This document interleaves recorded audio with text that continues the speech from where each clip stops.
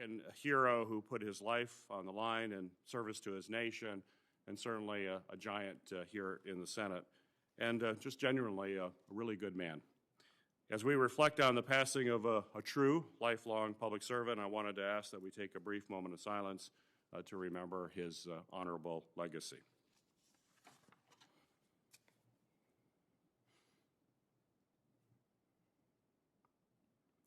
Thank you. I also wanted to offer my condolences to his family, friends, and colleagues, and note that Ranking Member Portman and several of our Senate colleagues are currently paying their respects at the arrival ceremony in the Capitol Rotunda. They will join us later this morning. Communities in my home state of Michigan and across the country have been grappling with exposure to harmful, highly fluorinated chemicals known as Pfas. They're also known as forever chemicals. Pfas don't break down naturally in the environment, and while these chemicals are used in many consumer products, they are also a key ingredient in many firefighting foams that have been widely used on military installations all across the country.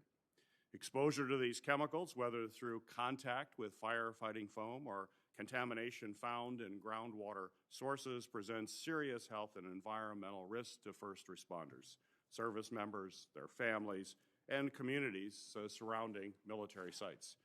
In Michigan, I've seen firsthand how PFAS contamination can cause serious harm to our communities.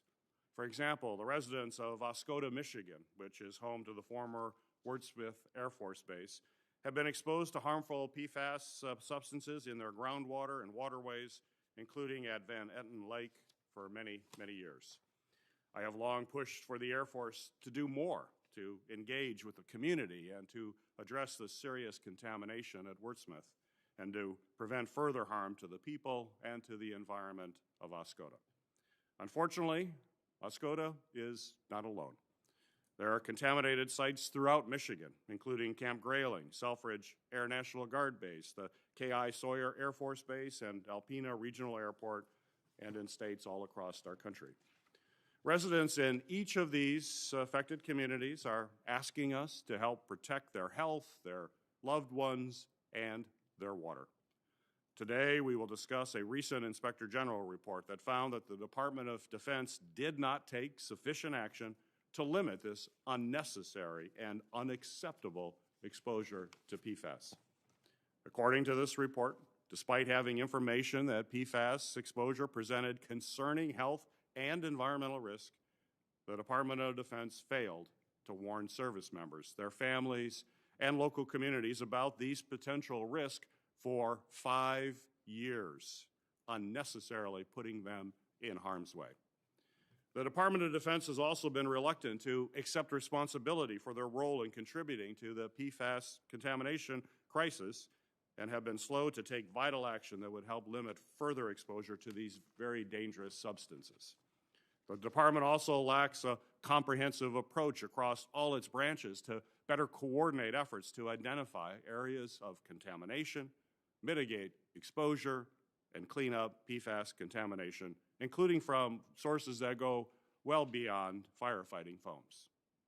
Despite these serious shortcomings, I appreciate that the department has taken some important steps to better address PFAS contamination. The department has begun identifying some of the populations who have been exposed and conducting blood tests among firefighters. Moving forward, there is more the department can do to expand their blood testing plan to better track long-term health consequences of PFAS contamination. And finally, the Department of Defense must do more to work collaboratively with communities and state and local stakeholders who have suffered from PFAS contamination over the years. State officials in Michigan and elsewhere have done important work to test for PFAS, map contamination sites, and begun remediation efforts. We'll hear more about these efforts in our second panel today, but the Department of Defense must build better partnerships with state experts, with advocates, and those leading to the charge to address this serious challenge. I look forward to hearing from the Inspector General and Defense Department officials today about this important report and what else must be done to protect our service members and communities from the devastating impacts of PFAS exposure.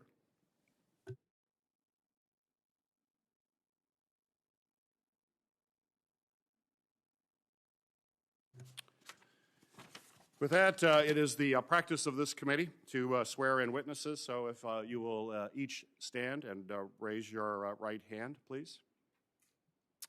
Do you swear the testimony you will give before this committee will be the truth, the whole truth, and nothing but the truth? So help you God. Thank you. You may be seated. Our first witness is Sean O'Donnell. Mr. O'Donnell serves as the Acting Inspector General of the Department of Defense and is also the Inspector General of the U.S. Environmental Protection Agency. Mr. O'Donnell previously served at the U.S. Department of Justice for 15 years, most recently as a prosecutor in the Criminal Division's Money Laundering and Asset Recovery Section. Early in his career, Mr. O'Donnell clerked for U.S. Circuit Judge Raymond Gruner on the U.S. Court of Appeals for the 8th Circuit and U.S. District Judge Henry Lee Hudspeth on the U.S. District Court for the Western District of Texas. Mr. O'Donnell, welcome to the committee. You may proceed with your opening remarks. Good morning, Chairman Peters, Ranking Member Portman, and distinguished members of the committee. Thank you for inviting us here to discuss the DoD OIG's report on the DoD's handling of per- and polyfluoroalkyl substances, also known as PFAS. I am both the Inspector General of the EPA and the Acting Inspector General of the DoD. In my comments, I will briefly define what PFAS are, explain the EPA's role in addressing PFAS and chemical safety, and highlight issues preventing the EPA from fulfilling its mission and leading government-wide efforts to address PFAS. Michael Rourke, the DoD Deputy IG for Evaluations, who led our PFAS report, will provide specific details on the DoD OIG's findings. PFAS are long-lasting synthetic chemicals widely used in consumer and industrial products. They are so ubiquitous that they are now found in our water, soil, air, and food. As a result, most Americans have been exposed to some level of PFAS. This exposure is made worse because PFAS breaks down very slowly, which is why they are called forever chemicals. Indeed, the two types of PFAS covered in the DoD OIG report, PFOS, which was commercially known as Scotchgard, and PFOA, which was used in the manufacturing of Teflon, persist in the environment despite being phased out of production in the U.S. in 2002 for PFOS and 2015 for PFOA. Because of the need for credible and timely assessments of risks posed by PFAS and other chemicals, the EPA OIG recently identified chemical safety as a top EPA management challenge. This is based in large part on a significant body of work showing that the EPA lacks the tools and resources necessary to address the safety of PFAS and other chemicals. For instance, we found that the EPA lacked the capacity to conduct chemical risk evaluations required under the 2016 amendments to the Toxic Substance Control Act. We also reported that the EPA lacked the data and risk assessment tools to determine the safety of numerous pollutants, such as PFAS, found in biosolids used as fertilizers on farms. A recent uptick in allegations of loss of scientific integrity at the EPA is also of concern because it undermines confidence in the agency's ability to effectively assess the risks of chemicals and to take appropriate action. For example, we reported that senior officials improperly interceded in the dicamba pesticide registration process, changing or omitting key information in scientific documents and substantially understating some risks and failing to acknowledge others. And our work continues. The EPOIG is currently evaluating whether the agency's January 2021 toxicity assessment of PFBS, a type of PFAS, was compromised by political interference. The EPA does not always adhere to established rulemaking procedures when addressing the safety of chemicals like PFAS. Indeed, earlier this year, we reported that a recent EPA PFAS action only adhered to a little over half of the rulemaking procedures. In October, in response to a congressional request, we initiated an evaluation to examine changes made to a significant new use rule for certain PFAS from the time the rule was signed to its publication in the Federal Register. The EPA also struggles with effectively communicating risks to the public and in particular to communities at risk. For example, we recently reported that the EPA's communication related to PFAS and other emerging chemicals at Superfund sites had been significantly inconsistent and delayed. More broadly, we recently issued 3 reports on the EPA's failure to adequately communicate the risk of ethylene oxide, a chemical associated with elevated cancer risk. The EPA has been called upon to lead government-wide efforts to combat PFAS pollution. Its recent published PFAS roadmap, which will guide its actions over the next 3 years, will require consistent enforcement, scientific integrity, and risk communication. This roadmap will also require effective communication to governmental partners, including the DoD, as they address the risk associated with PFAS contamination.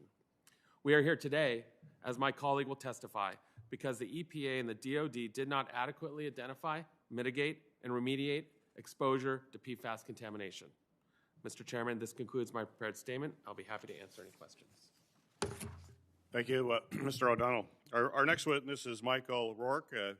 Mr. Rourke is Deputy Inspector General in the Evaluations component of the Department of Defense Office of the Inspector General. Mr. Rourke has served with the Department of Defense Inspector General since June of 2000 in several leadership positions. As prior Acting Deputy Inspector General for Intelligence and Special Program Assessments, Mr. Rourke focused on oversight across a full spectrum of programs, policies, procedures, and functions of the intelligence and counterintelligence enterprise and special access programs within the Department of Defense. In his other roles, he conducted audits relating to contract payments, wartime readiness, and operations in Afghanistan, Southwest Asia, and the combatant commands. Welcome, Mr. Rourke. You may proceed with your opening remarks. Good morning, Chairman Peters, Ranking Member Portman, and distinguished members of the committee. Thank you for inviting us to appear before you today to discuss our July 2021 report on PFAS. The objective of our evaluation was to determine the extent that the DoD has identified, mitigated, and remediated the contaminant effects from PFAS at DoD installations, identified populations exposed to PFAS at DoD installations, and informed the exposed populations of the associated health and safety concerns. Although there are hundreds of materials containing PFAS, our report focused on a fire suppressant known as AFFF and other PFAS-containing products used by the DoD. I will briefly summarize the results of the 2 findings in our report. In our first finding, we described whether DoD officials have taken steps to manage the contaminant effects from PFAS at DoD installations. For PFAS containing AFFF, DoD officials have taken steps to manage the contaminant effects from PFAS, including restricting non-essential use of AFFF and initiating federal cleanup response actions. DoD officials initiated a program in 2006 to proactively evaluate and manage risks from emerging chemicals, also known as ECs. DoD policy for ECs requires officials to plan, program, and budget for risk management actions that are endorsed by the program's governance council. EC program officials designated PFOS and PFOA as emerging chemicals and added them to the program's watch list, commissioned reports assessing their potential impacts. In addition, ECE program officials issued a risk alert in 2011 that described the risks to the DoD, including human health and the environment. However, the 2011 risk alert was not endorsed by the program's governance council. Therefore, DoD officials were not required to plan, program, and budget for any actions in response to that risk alert. EC program officials did not require proactive risk management actions until 2016. DoD policy for emerging chemicals also requires officials to apply an enterprise-wide approach to manage all sources of potential EC exposure caused by DoD activities. However, DoD officials did not take steps to proactively identify, mitigate, and remediate contaminant effects from PFAS-containing materials other than AFFF. As a result, people in the environment may have been exposed to preventable risks from PFAS-containing AFFF and other PFAS-containing materials. In our second finding, we described the steps taken by DoD officials to identify populations exposed to PFAS and inform them of the associated health and safety concerns. These steps included testing drinking water for PFAS on and off installations to identify impacted communities, providing PFAS-related health information to military medical facilities, and developing a plan to implement PFAS blood testing for DoD firefighters. DoD policy requires officials to track, trend, and analyze occupational and environmental health data to identify and manage occupational risks. However, DoD officials did not develop a plan to track, trend, and analyze PFAS blood test results for firefighters at a DoD-wide level. As a result, the DoD is missing an opportunity to capture comprehensive data for firefighters that could be used for risk management, including future studies to assess significant long-term health effects relating to PFAS. We made a total of 5 recommendations to address the deficiencies we identified in our report. First, we recommended that the DoD revise DoD policy for emerging chemicals to include requirements for initiating risk management actions based on measurable risks, developing risk management options, and initiating risk management actions as early as possible in the EC process, and informing DoD users of the designation of ECs and providing status updates during the EC process. We also recommended that the DoD complete the EC process for potential PFAS exposure caused by DoD activities from materials other than AFFF.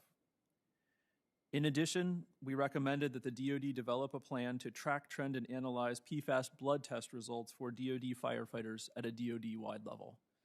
This concludes my statement, and I would be happy to answer any questions you may have. Thank you, Mr. Rourke. Our next witness is Mr. Richard Kidd. Mr. Kidd is Deputy Assistant Secretary of Defense for Energy and Environment Resilience, where he provides policy and governance for programs and activities that enable resilience and cyber-secure energy for weapon systems and installations. Previously, Mr. Kidd served as the Deputy Assistant Secretary of the Army for Strategic Integration. In that position, he was responsible for developing and monitoring performance metrics for the Army's installation management community and leading a strategic effort to examine options for future Army installations. Mr. Kidd, welcome to the committee. You may proceed with your opening statement. Good morning, Chairman Peters, Ranking Member Portman, and distinguished members of the committee. I thank you for the opportunity to discuss the Department of Defense actions related to PFAS, specifically focusing on our cleanup activities as well as responding to the July report from the Department's Inspector General. The Department recognizes the importance of addressing concerns related to the cleanup of PFAS. For this reason, we have invested significant effort into understanding and addressing the challenges posed by this particular class of chemicals. To date, the Department has invested over $1.5 billion to respond to these challenges. Challenges, though, that are unfortunately remained characterized by significant ubiquity and uncertainty. With over 600 different PFAS across our economy, these chemicals are ubiquitous. They are found in stain and water-resistant fabrics, food packaging, cosmetics, cookware, and certain firefighter foams, as was mentioned earlier. Indeed, the EPA estimates that over 98% of Americans have some form of PFAS in their blood today. Regarding uncertainty, while there is a growing body of scientific evidence related to the adverse human health effects related to specific PFAS, it is still unclear what exposures and at what levels result in adverse health effects. The EPA has published analytic methods to detect fewer than 10% of the PFAS in commerce.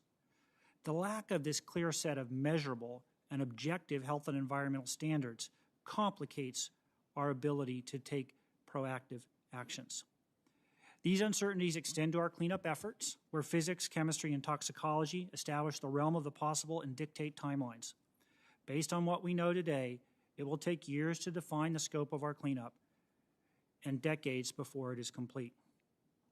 To help resolve these uncertainties and accelerate cleanup, the Department has a robust R&D effort in place and is cooperating closely with other federal agencies. This R&D effort is probably the largest of its kind, focused on specific aspects relating to detecting and destruction and replacement of PFAS as well as AFFF, firefighting foam. And in this work, we cooperate closely with other members of the government. The the EPA, the Centers of Disease Control, Veterans Affairs, the White House Office of Science and Technology, and the White House's Office of Council of Environmental Quality.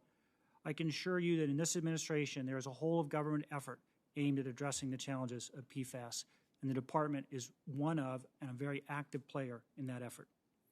The DoD Office of Inspector General's July 2021 report on PFAS made 2 recommendations for the Undersecretary of Defense for Acquisition and Sustainment. The first recommended that the department revise DoD's Emerging Chemicals Program instruction document. The second was for the department to complete the emerging chemicals process for PFAS-containing materials other than AFFF.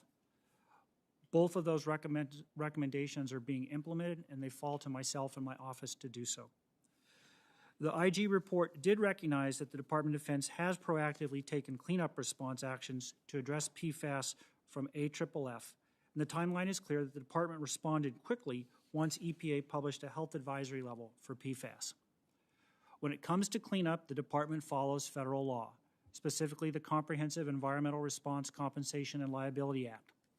While the program is both legally and technically complex, its underlying purpose is simple: to address the releases that we made protecting the American people. The department has obligated nearly $1.5 billion for cleanup at 699 installations and guard facilities. We estimate that the future costs will exceed $2 billion, and frankly, we expect that this amount will further increase as we continue with the cleanup investigations and have a better understanding of the nature of the challenges that we face. Like our research program, we believe that this is the largest cleanup effort in the country. In summary, DoD is taking deliberate and sustained actions to address risks to human health and the environment resulting from DoD activities involving PFAS. We are fulfilling our cleanup obligations, we are investing in science to remove uncertainty, and we are working diligently with other federal agencies. I look forward to answering your questions. Thank you, Mr. Kidd. Our final witness for the panel is Ms. Laura Makuluzo. Ms. Makuluzo is Acting Deputy Assistant Secretary for Force Safety and Occupational Health at the Department of Defense following her entry into federal service in 2010. In her role, she oversees the Department of Defense's safety and occupational health programs and policies that include aviation, ground, motor vehicle, afloat, and safety and occupational health strategic plan. Ms. Makuluzo is also the lead for integrated safety assessment and reporting, trend analysis, mishap reduction, and mitigation activities, and is a recipient of the Office of the Secretary of Defense Medal for Exceptional Civilian Service. Welcome, Ms. Makuluzo. You may proceed with your opening remarks. Thank you. Good morning, Chairman Peters, Ranking Member Portman, and distinguished members of the committee. Thank you for the opportunity to discuss the department's approach to evaluating and addressing potential health effects to DoD firefighters from exposure to PFAS. The department is committed to maintaining the safety, health, and readiness of our DoD military and civilian workforce. This includes protecting them from potentially hazardous workplace exposures and associated health risks. The department maintains a strong commitment for the well-being of our workforce by establishing comprehensive and robust safety and occupational health programs where potentially hazardous occupational exposures and risks are monitored, quantified, and mitigated. In the July DoD OIG PFAS report, the OIG acknowledged the actions we are taking to implement PFAS blood testing for DoD firefighters. The OIG, however, found that the DoD firefighter PFAS blood testing implementation plan needs improvement and recommended that my office develop a plan to track, trend, and analyze DoD firefighter PFAS blood test results. We concurred with this recommendation and are implementing it.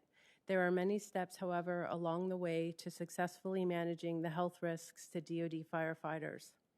As my fellow panel member, Mr. Kidd, has discussed, PFAS are not uniquely attributable to DoD activities.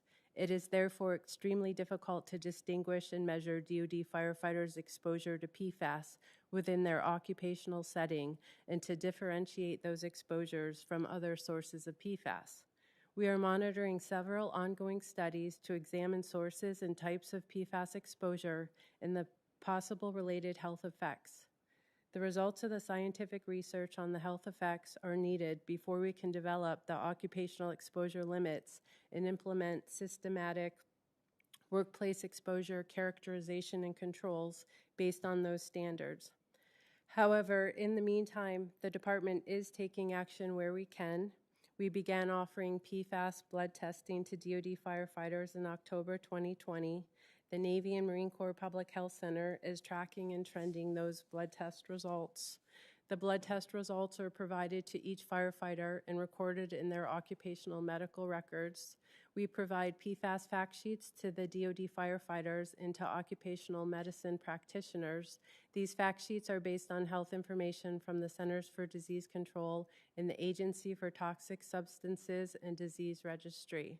We are also taking action to qualitatively identify firefighter exposure trends and looking for opportunities to minimize firefighter exposures where possible. We look forward to continued interagency collaboration as the science develops to inform a proactive and measurable approach to risk-based decisions on firefighter exposure to PFAS. The department is committed to providing a safe and healthy work environment and protecting our most important asset, the men and women who defend our nation and those who support them. Thank you for your support of DoD and other federal agency efforts to better understand PFAS occupational exposures. I look forward to our discussion today. Well, thank you, Ms. Makuluzo. Question is to both of you and to Mr. Kidd. When did the Department of Defense first learn that PFAS chemicals were harmful to human health? I guess it's related to, was it in 2011 when the risk alert was issued, or was it sooner? I'd like to hear a response from both of you, if I may. Sir, the Department of Defense learned about the health hazards posed by PFAS basically at the same pace as the rest of America. The manufacturers of PFAS issued health notices in the 1990s, which sort of triggered initial reviews of the chemical. But it was not until 2016 where we had a final health advisory from the EPA that we were able to take objective, measurable actions. Ms. Makuluzo? Yes, I have nothing to add to Mr. Kidd. I would concur with 2016. So it was in 2016, you're saying, not in 2011? Sir, what I'm saying is that 2016 we had a number that we could act upon.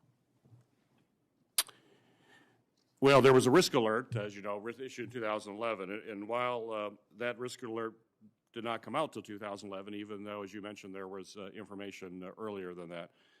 Is it fair to say that the DoD actually had access to research for decades indicating that PFAS was a harmful chemical? Sir, I would not say that we had any access to any research other than what was available to the rest of the American public and the regulatory agencies. So you had access to research, you just were not proactive in using any of that research? You know, sir, I've read the instruction, and I've read the IG's report numerous times, and both of the instruction and the IG report tell us that we have to be proactive, but that we also must make objective decisions against measurable outcomes. And so in my mind, I've been trying to reconcile how can we be proactive if we don't have a measurable metric. And the way I've been able to see this is it's really an extent to where the Department of Defense has authorities and control over the item in question. So in other words, if the item is almost exclusive to the Department of Defense and we have measures available, we can act. If the item is of broader regulatory nature where we do not have the expertise, we rely on that expertise from other federal agencies. So a possible example, so PFAS is used to strengthen the circuit boards used in rocketry and weapon systems and aircraft to give those circuit boards durability under heat and stress. we in the Department of Defense can work with our manufacturers and implement process controls to reduce the hazards either during manufacturing or use. In regards to PFAS in groundwater or drinking water, we have to rely on the EPA. Mr. O'Donnell or Mr. Rourke, do you want to respond to that statement in relation to the findings in your report, please? Yeah, so for our report, we mentioned some key milestones and some key dates in the EC program for PFOS and PFOA. Specifically, EC program officials added PFOS and PFOA to the EC watch list, which kind of initiates the process. Then there were a series of assessments that were done over a period of years. However, the next big milestone was in 2011, as you mentioned, when the risk alert was issued. The 2011 risk alert did state that AFFF contained chemicals that presented a risk to human health and also environmental risks that required special handling and disposal. So that was kind of a key event there. Later in 2016, as was mentioned, the EC program officials endorsed risk management actions for PFAS containing AFFF and issued that guidance to DoD components. So that was kind of another key milestone. So the time frame between 2011 and 2016 is a key time frame.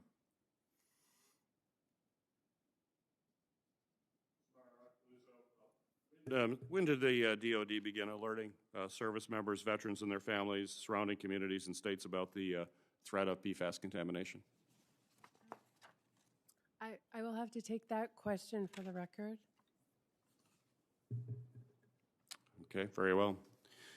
You know, I've been repeatedly hearing from residents around Wordsmith Air Force Base in Oscoda and their concerns about the proposed interim remedial actions that have been taken there, as well as the overall pace of that remediation, which is without question in my mind as well, been very, very slow.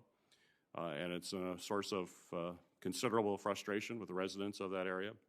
Mr. Kidd, under a law that I wrote with Senator Stabenow, states can request new cooperative agreements on PFAS remediation and require the Department of Defense to comply with state law.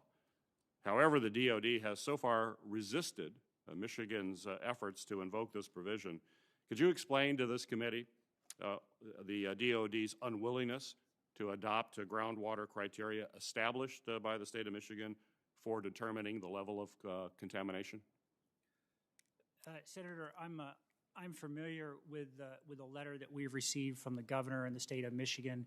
I think that there are some legal ambiguities about what is the proper course of action to follow, and I would just like to take that back to our council and return to you with a legal response on what we're doing in regards to the letter from the governor of Michigan. Well, what's the time frame for that? I appreciate your willingness to do that, but how quick can we get a response? I'll let your staff know by the end of today. Okay. Do you have an estimate? Well, sir, we've got a few holidays coming up. How about 30 days? We'll get back to you in 30 days with a letter from our general counsel. Okay, I appreciate that.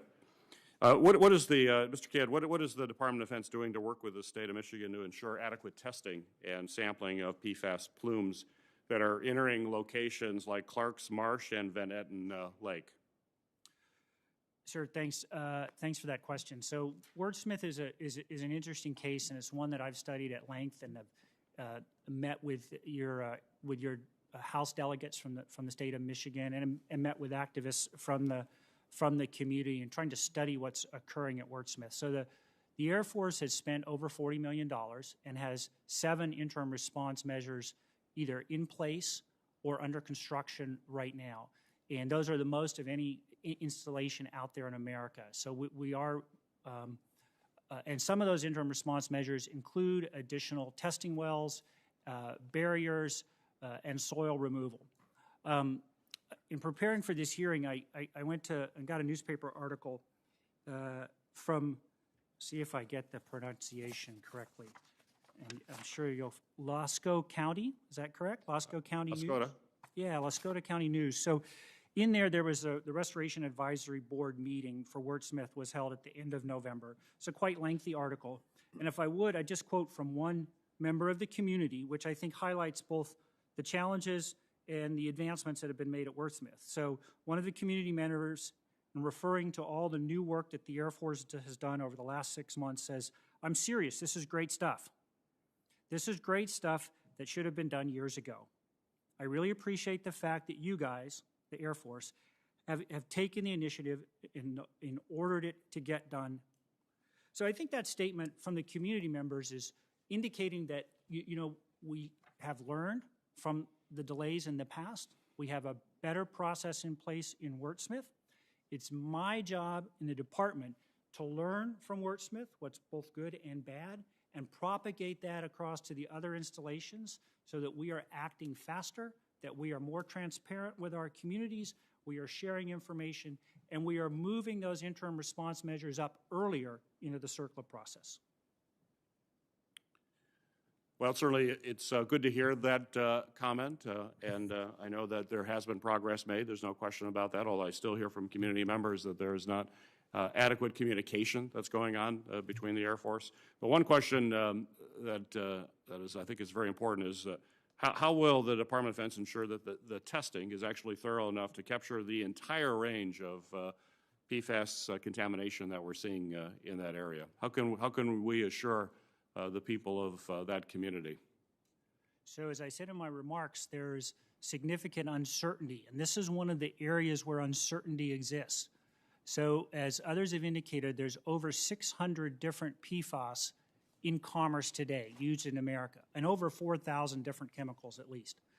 EPA has approved methods to detect only about 60 of those. So less than 10% in commerce, there are available and viable testing methods. The Department of Defense, so I mentioned our research and development activities, and this is one area where we're cooperating with EPA and have significant investments. How do we detect the PFAS? How can we be sure? At what levels can we do it?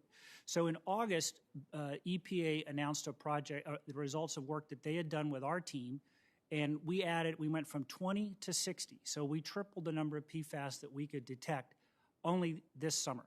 All right, so we need more research. We need to understand this problem better, and we need to address the uncertainties. The reality is that some of the PFAS that are out there in commerce, not necessarily across America, we can't detect them right now, or we can't detect them reliably. The department is investing money to help resolve this. Very well. I have some additional questions, but I will defer those. And Senator Carper, you are recognized for your questions. Yeah, thanks, Mr. Chairman. I wear a couple of hats today. One of them is that of a naval flight officer on active duty in the Vietnam War, stationed at Moffett Field, California, where we shared a base at just near Mountain View, California. Shared it with NASA, and we had one day I was driving into work. This is like 30-some years ago, and we had two runways, dual runways alongside of each other at Moffett Field, and early in the morning. Navy P-3 coming into lands, 13-man aircraft, and a big NASA plane. And the flight controller put both airplanes on the same runway to land. And the NASA aircraft landed right on top of the Navy P-3 aircraft, killed everybody on board. And I arrived at the base like 10, 15 minutes after that. The fire departments came rushing out to put out the fire to try to save as many lives as they could. Some success, but I think only one member of the crew survived. Fast forward about 30 years, I'm driving down south through Dover, Delaware, on State Route 1, going right alongside of Dover Air Force Base. We have big airplanes there, C-5s, C-17s, and the C-7, C-5 had just taken off a few minutes before I got there, and they had taken off had engine problems. They tried to get back and land on the base at Dover Air Force Base, landed about a mile short of the base. The fire departments rushed out, bombed the airplanes, trying to save as many lives as he could, and we had no fatalities. No fatalities. That's the good news. The bad news at Dover is there are like 4 communities around Dover Air Force Base that now have contamination from PFAS and PFOA. So you got a substance that actually generated, developed to try to save lives as firefighting foam, and it ends up taking a lot of lives and putting people at risk. But with PFAS contamination confirmed, I think at about 400 military bases around the country, there's a lot of impact and a lot of concern to go around, including my own state. While DOD's activities will be a clear focus of the first panel, I know contamination associated with military installations will be a major focus for our second panel as well. As the chairman of the Senate Environment and Public Works Committee, I fully realize the critical importance of PFAS contamination, and I'm all too aware of the ongoing impact that these toxic forever chemicals have on countless communities across the country, including my own. I also want to note the complete absence of federal limits on these toxic substances that sent many states scrambling to protect their communities and resources. Many states have had to use limited resources to set state-specific standards, a move which could end up creating a patchwork of regulatory requirements that could hamper an effective national effort to manage a nationwide public health. In response to the serious lack of federal protection, I'm working with my colleagues on the Environment and Public Works Committee to address, and a bunch of other Senate colleagues on Senate legislative package to address PFAS contamination, building off the EPA's recent PFAS strategic roadmap and a thoughtful PFAS package passed by the House. They call it the PFAS Action Act. I personally feel a great sense of urgency to take steps that will hopefully provide relief to affected communities, families, and particularly our most vulnerable infants and children who so desperately need. Again, I want to express our thanks to the committee, this committee, for holding this hearing today. And with that as a preface, well, we have some idea of how many installations are affected by PFAS contamination. I don't see any evidence from the IG report. The DOD has estimated the number of service members exposed to PFAS who made any effort to contact them. My question, Mr. O'Donnell, is this. Thank you very much for being with us and for wearing a couple of different hats yourself. But is that a fair read of your report? And Mr. Kidd, is that an accurate assessment of DOD's level of knowledge? Go ahead. Mr. Kidd and Mr. O'Donnell, please. I'll defer to Mr. Rourke, who was the project lead for this. Can you speak louder? Yes, sir. This is the Inspector General. I'm going to pass to the Deputy Inspector General on the specifics of the report. All right. So the 2019 NDAA required that the Secretary of Defense assess the implications of human health exposure to PFAS. Our Defense Health Agency and the Department of Defense took several steps to carry out that requirement that was in the law. Specifically, they estimated the number of service members, including veterans, and that was made up of National Guard, active duty, and DoD firefighters who may have been exposed to PFAS. So our Defense Health Agency within the DoD would have the statistics in response to that 2019 NDAA requirement. So I'd like to thank Senator Carper for reminding us a little bit about why we use AFFF or used AFFF in the Department of Defense. It saves material and it saves lives. It was brought into the department after a major loss of life on a Navy aircraft carrier. And we have used it subsequently to address a number of fires and incidents. I went down to Florida, to Air Force Tyndall Air Base, where they train, and I met with the firefighters. And it's amazing when they have the AFFF foam trucks, they plan to attack the fire. They train as if there's an aircraft that's on fire with people in it, and they attack the fire. And that's, frankly heroic. I see all the incidences of PFAS use, release, intentional or otherwise, that have occurred in the last 10 months since I've been there. And one of the stories was a Bradley fighting vehicle loaded with ammunition was on fire. And the firemen drove right up to the vehicle and used AFFF foam, risking their lives in that instance.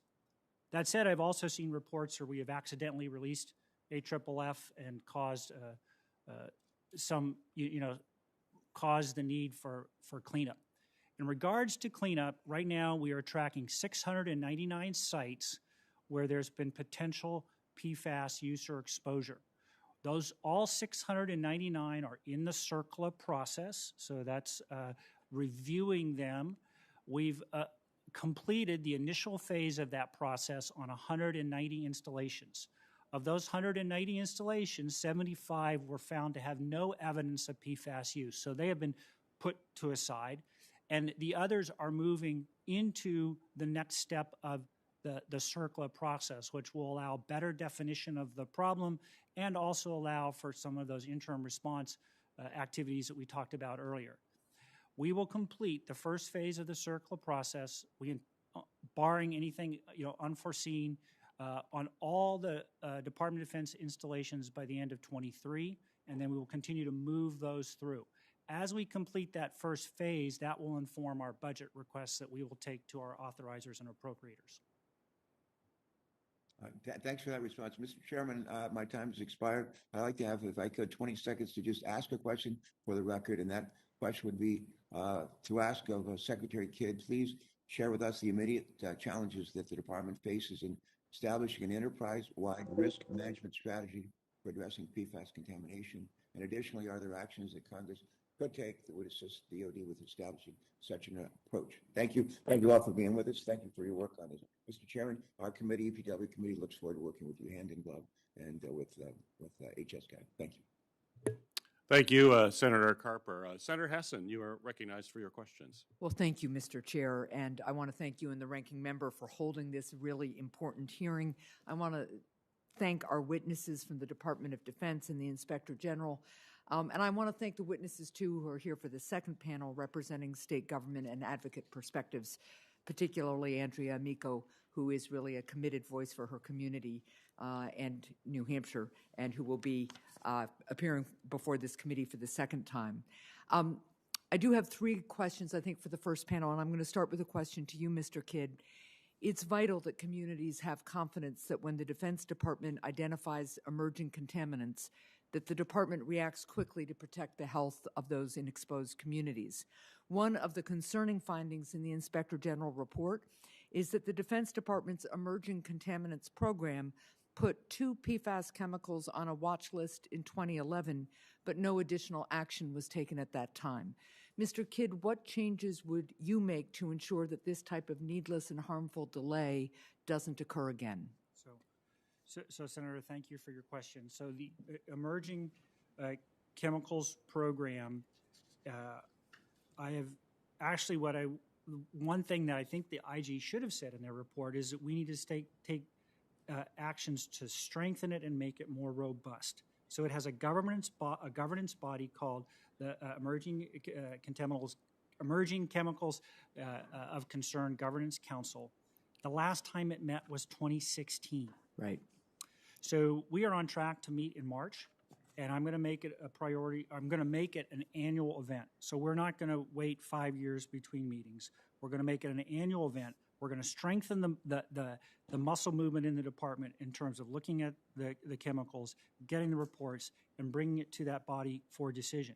If they do not have an objective, measurable standard to make a decision against, then we will try the best that we can, working through the interagency and our other partners to get that standard that can come back to the department. Well, okay, so let me follow up a little bit, because the Inspector General's report recommends that the Defense Department revise its instructions and procedures to ensure that officials develop risk management actions and proactively identify and mitigate PFAS chemicals early in the process. That's regardless of whether an emerging chemical is on the Defense Department's underlying emergency chemical watch list or emerging chemical action list. So both to you, Mr. Kidd, and Ms. Makuluzo, will you commit to implementing these recommendations as quickly as possible? Yes, ma'am. We've acknowledged that recommendation, and we've accepted it, and we're working on it. And Ms. Makuluzo? Yes, ma'am. Thank you. And I'll ask a second question, and either one of you can decide to answer it. The Inspector General's office also found that Defense Department officials were focused on aqueous film forming foam, or AFFF, which is a major source of potential PFAS exposure. While that is truly important, the Defense Department did not focus on many other sources of potential PFAS contamination that our service members are exposed to daily. Defense Department procedures require an enterprise-wide approach to emerging chemicals. So will you commit to ensuring that your offices take the required enterprise-wide approach and assess and mitigate the contaminant effects from all sources of potential PFAS exposure? So yes, ma'am, we've also agreed to that recommendation. Okay. The last part of your statement, all sources. So we do rely on industry and other elements of the federal government to assist us in addressing all sources. Okay, thank you. And Ms. Makuluzo, you're on the same page here as well, right? Yes. Yes, okay. This is a question to you, Ms. Makuluzo. There are publicly available Defense Department documents dating back to the 1970s that suggest that the department knew that PFAS chemicals could be harmful to human health. However, the department has used PFAS-containing items for over 50 years, with mitigation efforts only truly beginning within the past decade. Does the department know how many service members were exposed to PFAS between 1970 and 2021? And what has the Defense Department done to proactively notify people who were exposed decades ago? I'm representing also our colleagues in Health Affairs, which would have a much better answer to that question for tracking that information. I know currently if a firefighter has a question about a future health effect, that we provide a fact sheet and recommend they talk with their supervisor and supporting occupational medical clinic to address their concern and discuss any additional information or answer questions. And we also are collaborating with VA to address any retired or non-current firefighters in the department. I appreciate that, and I appreciate that there might be more depth of knowledge from Health Affairs personnel, and we can certainly follow up with them. But what I'm really trying to get at is, what are you all doing proactively so that a firefighter from a base 50 years ago doesn't have to read in the newspaper and all of a sudden realize, oh, maybe I should do some outreach. What are you all doing proactively to notify people that they have likely been exposed 50 years ago to PFAS? That also crosses into working with the Department of Veterans Affairs for that notification, but we are collaborating with them on a plan ahead for that. Okay, well, I will follow up with you and with Veterans Affairs as well, because I just think it's really important that we're doing proactive outreach here and people understand what the long-term health effects may be and that they're getting the best possible health advice with that in mind. So thank you very much, and thanks to all the witnesses for your testimony. Thank you, Senator Hassan. Senator Rosen, you are recognized for your questions. Well, thank you, Chair Peters, of course, Ranking Member Portman, for holding this hearing and for, of course, the witnesses for testifying today. I want to speak a little bit about our Nevada military bases, because according to the Environmental Working Group, over 700 military installations across the country have known or suspected discharges of PFAS contamination. In Nevada, both Creech and Nellis Air Force bases have confirmed PFAS-contaminated groundwater. Last year, I led a letter to the Air Force requesting information about their investigation of PFAS levels in groundwater at Nellis, and I raised the issue in a meeting with then Acting Secretary of the Air Force, John Roth. Thankfully, we have since learned that there are no drinking water wells above the EPA's lifetime health advisory levels at or around Nellis Air Force Base. However, due to groundwater contamination, the Air Force has begun a multi-year remedial investigation phase of the CERCLA process. So, Mr. Kidd, on average, how long does a remedial investigation cleanup process take? And do you have a timeline of when Creech and Nellis Air Force bases will be cleaned up, according to my discussions last year with Acting Secretary Roth? So, ma'am, earlier in my testimony, I stated it would be years to define the problem and probably decades to complete it. The CERCLA process, in some cases, can last indefinitely over multiple decades as we continue to treat the issues. And we do not have a completed process for any installation where I can tell you where it could end. We will complete the first phase of the CERCLA process for all installations by or before the end of FY 2023. When we do that, we will better understand the hazards and the options available. We then move to the design phase and the implementation phase. Earlier, we spoke about Wordsmith, where we accelerated or brought forward into the CERCLA process response actions. And I think that serves as a good model for what we can do on other installations going forward. That's great because, but it seems like an awful long time. And I have another question I'm going to ask after this, but I just want to be sure that the public water system, the local communities surrounding the Air Force bases, or the military bases, excuse me, that they are in the loop with your investigation that goes on so that they can take appropriate measures to notify or deal with any issues in their community. So I want to be sure that there's collaboration with local communities and local partners around every military base where you're doing this ongoing investigation. But the IG report today, and I'll take that, you can, if you don't know it now, I'll take that off the record. But the IG report that we're discussing today concluded that the Defense Department lacks an enterprise-wide approach to PFAS, thus the length of time. Specifically, the report found that PFAS contamination may both be present in unexpected locations, which is why you need to notify surrounding communities, and it can be also tied to other sources other than firefighting foam. So Mr. O'Donnell and Mr. Rourke, can you talk about what routes of exposure the Defense Department may have ignored and the potential impact on service members and their families going forward? So let's start with Mr. O'Donnell and then on to Mr. Rourke, please. I'll let Mr. Rourke take that question. So your question is correct. The focus has been on AFFF, and that is a very important part of the puzzle. However, that is not the only story. As was mentioned earlier, there are hundreds of different types of PFAS materials and products that are out there. Hydraulic fluid, coatings on materials, flame retardant and fire retardant clothing are some examples. And so we wanted to, in our evaluation, get a handle on whether the department was taking a proactive approach to identify, mitigate, and remediate those contaminants. And what we found in our report was that the attention that was being devoted to AFFF, although important, was kind of taking up a lot of the attention, and so therefore some of the other materials containing PFAS were not going through the EC process. So therefore, the risks associated with exposure to those items are not known at this time.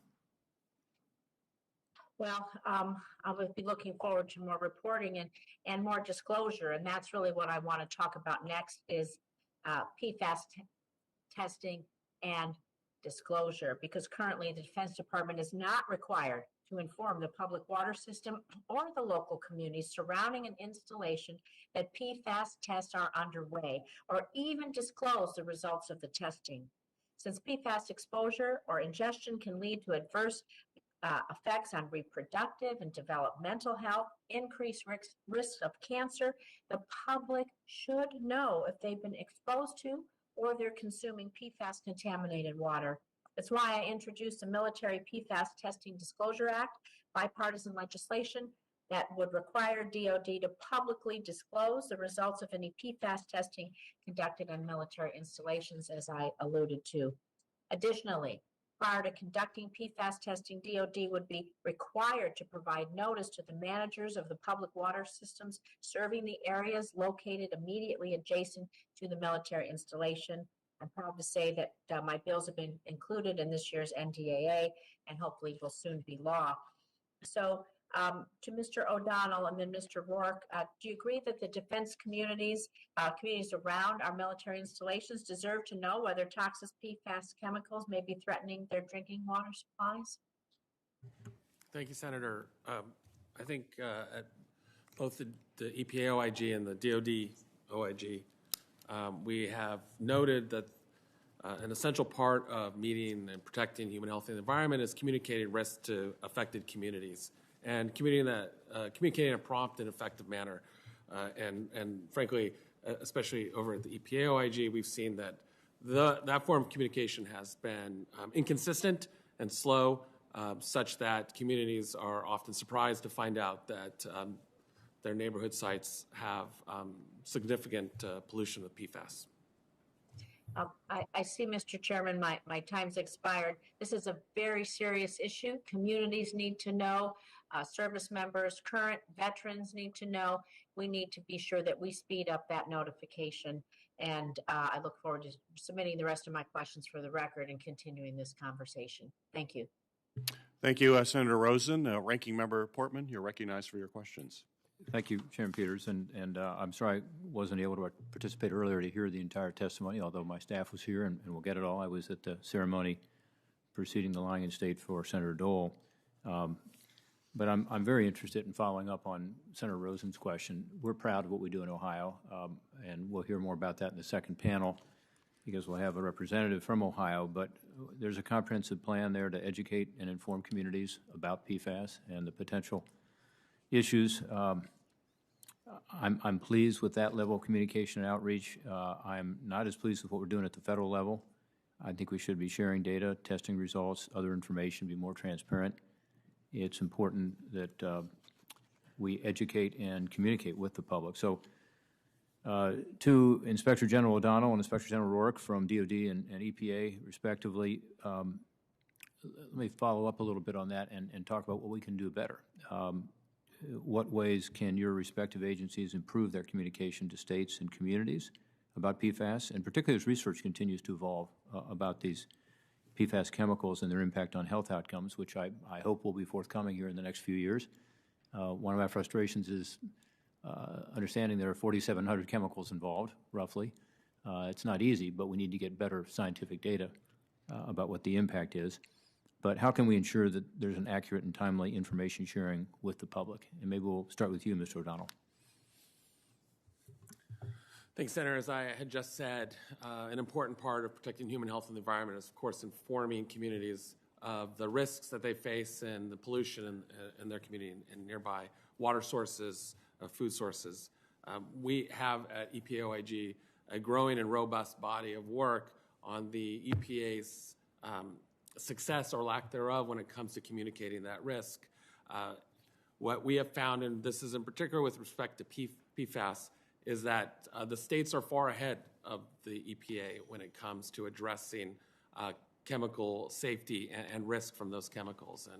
And so I think that what we speak to often, and it's been an enduring issue that we've seen with respect to the EPA, is that in its role as partner with the states, and in particular it has an oversight role, to join and to really catch up with the states so that it can provide a consistent message across the United States. Ms. Rourke.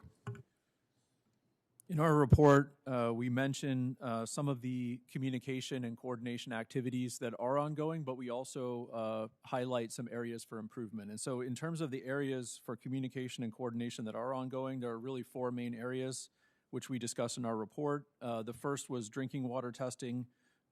We cataloged the DOD's efforts to test the drinking water for PFAS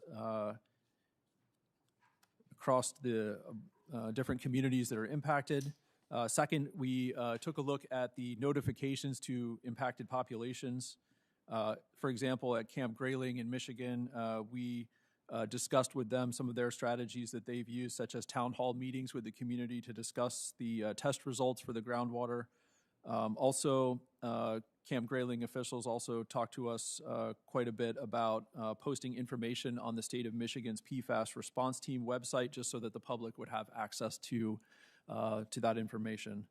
The third area was coordinating with healthcare providers so that when folks show up seeking healthcare, it may have an informed discussion with their healthcare provider. So getting that information in the hands of healthcare providers is really important at the OSD level, and then at each of the three military departments, they have disseminated information to healthcare providers to ensure that sharing of information occurs. And then the final area, the fourth area of coordination, is the annual firefighter blood testing requirement that DOD is implementing right now. So those were kind of some of the four major items that were going on. The area for improvement that we noted in our report was keeping populations such as firefighters aware of where emerging chemicals are within that emerging chemical process. When we asked firefighters at the 6 installations that we visited as part of this Ms. Rourke, was Wright-Patterson Air Force Base one of those? It was not. Okay. When we asked them about the 2011 risk alert for PFAS containing AFFF, they were not aware of that.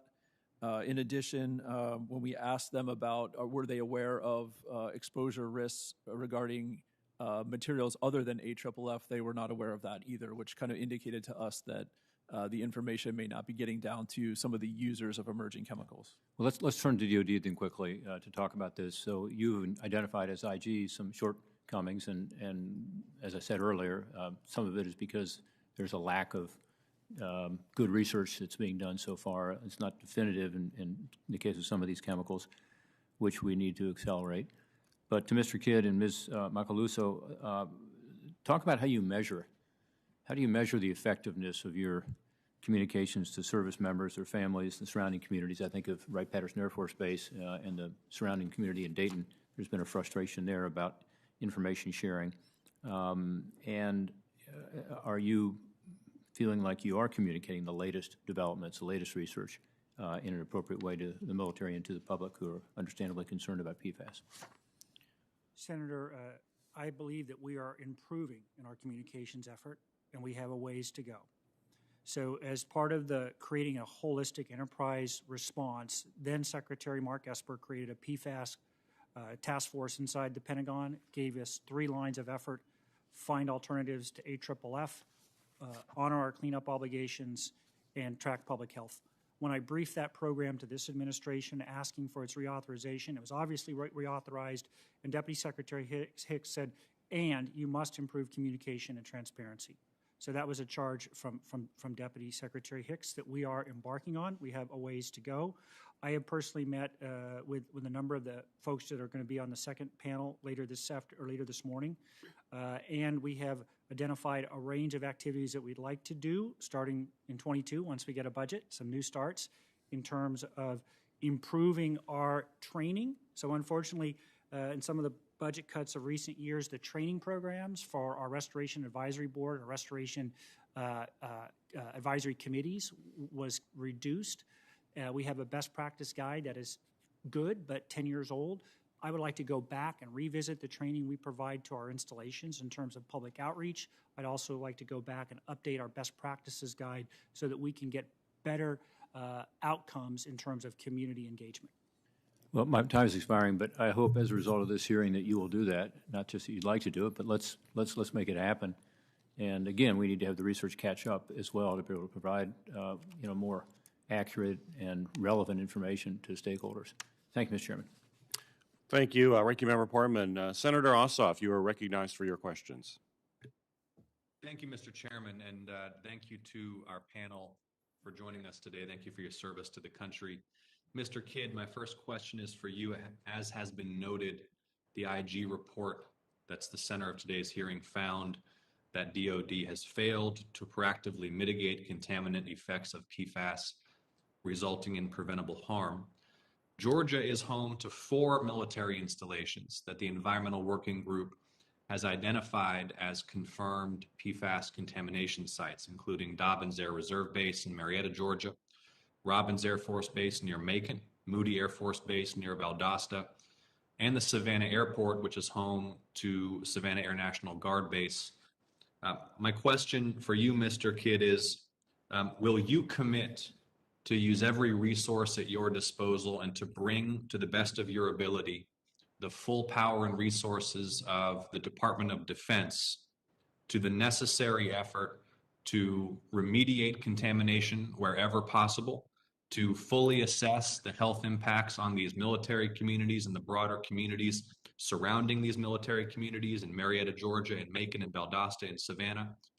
And will you, if requested and then if necessary, personally visit these installations if and where you have not yet to work with me, my office, the local commands, and local elected officials to ensure DoD is doing everything in its power to protect human health and clean up this mess?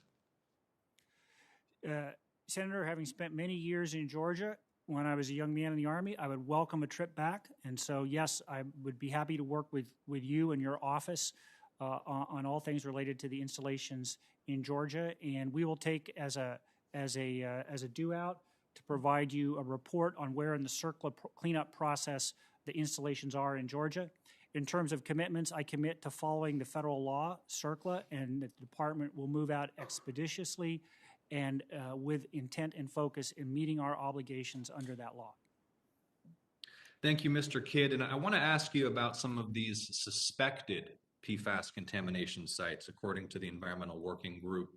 I want to highlight Fort Benning, of course, in Columbus, Georgia, and ask you, what will it take and on what timeline can the Department of Defense establish whether this is a suspected contamination site or indeed a contamination site? I don't want the soldiers and their families at and around Fort Benning, the people of Columbus, Georgia, the people of the Chattahoochee River Valley to have to wonder whether or not groundwater or their communities may be contaminated with these hazardous substances. So when will the department be able to make a definitive conclusion about whether there is PFAS contamination at Fort Benning, please?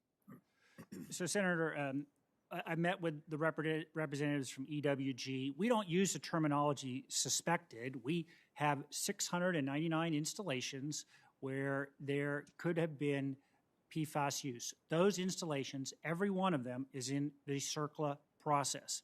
And the first part of that process is to investigate whether PFAS may or may not have been used at that installation. We have completed the first phase of that process for 190 installations.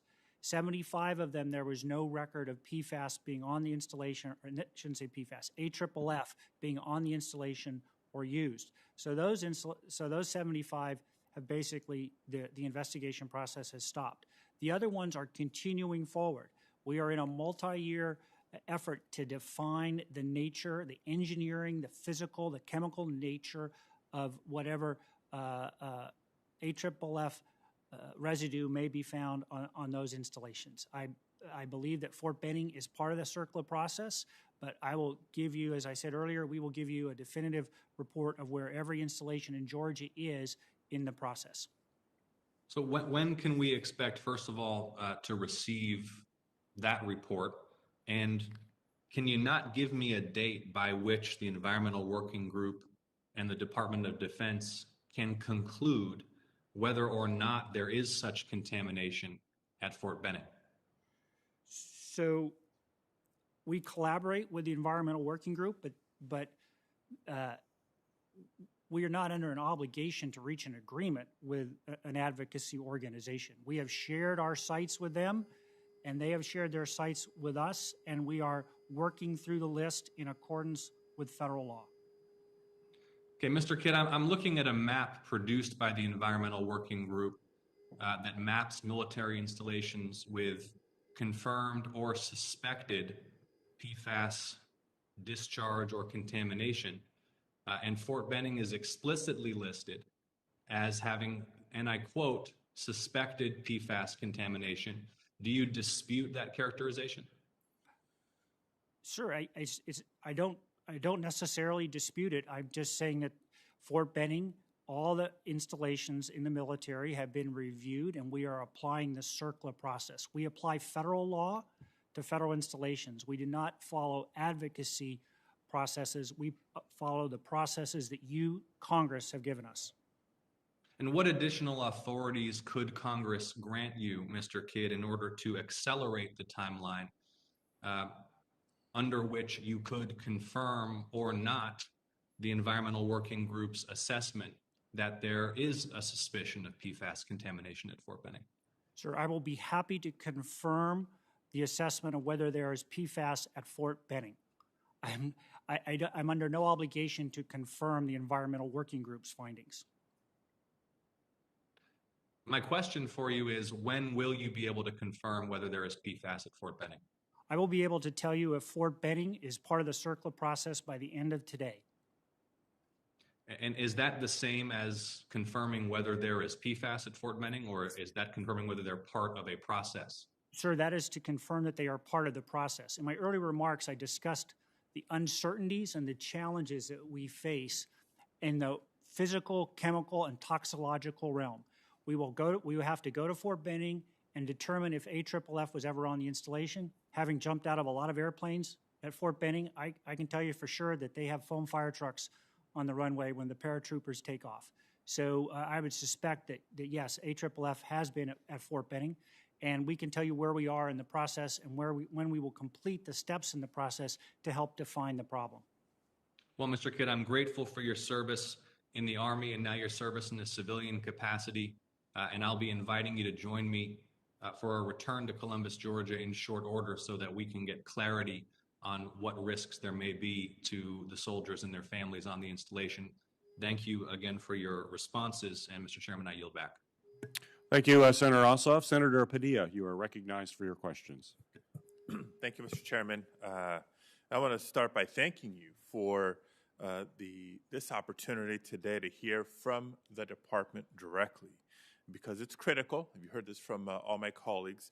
It's critical that we do all we can to protect our service members, as well as their families and surrounding communities, from preventable harm.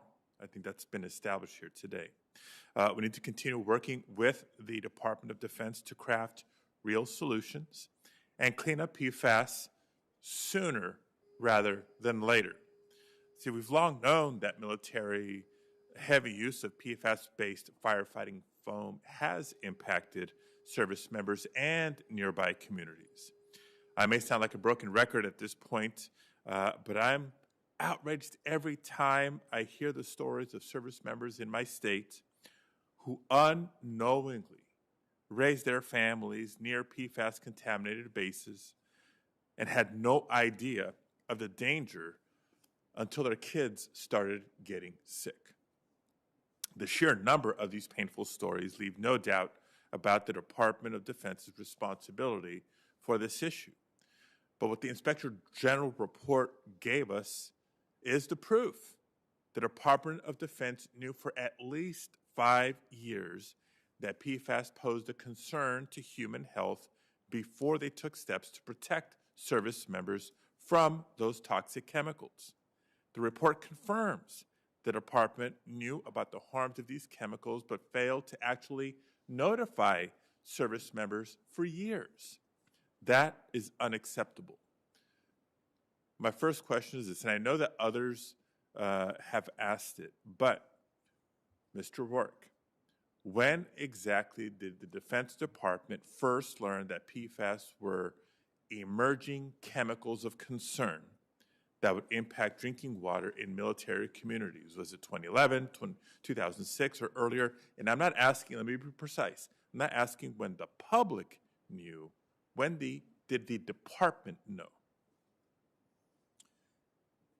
So, Senator, in response to this question, we talked about this a little bit earlier in the hearing, but the process began when PFOS and PFOA were added to the EC watch list.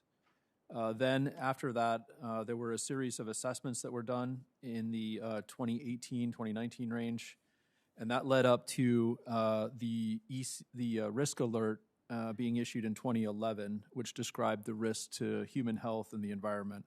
So that's the first key milestone there. And then in 2016 is when the EC program endorsed the risk management actions for PFAS containing AFFF.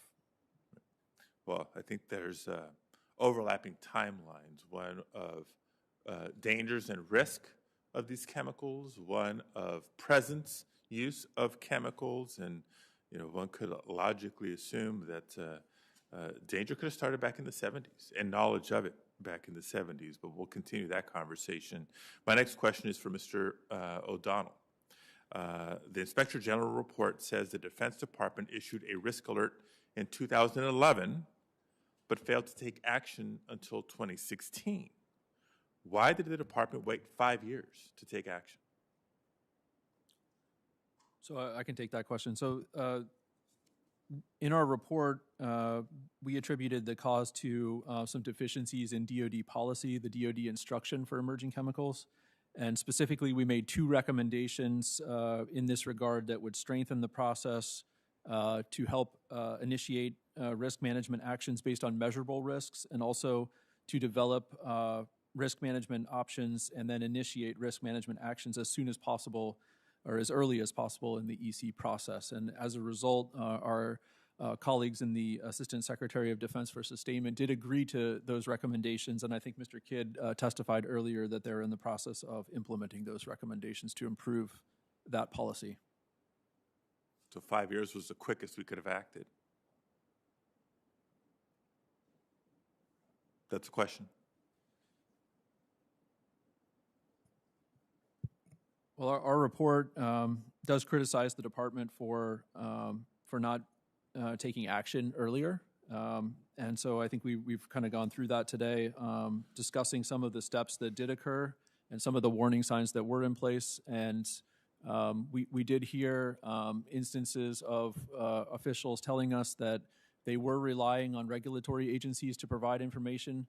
We also talked to officials who kind of discussed some of these ambiguities in policy, which didn't require a specific action. It was more subjective, and so that's why I think our recommendations are trying to bring a little bit more objectivity into the process. All right, well, appreciate the objectivity, but I'm hoping you're sensing from the committee, and I think it's on a bipartisan basis here, a matter of urgency.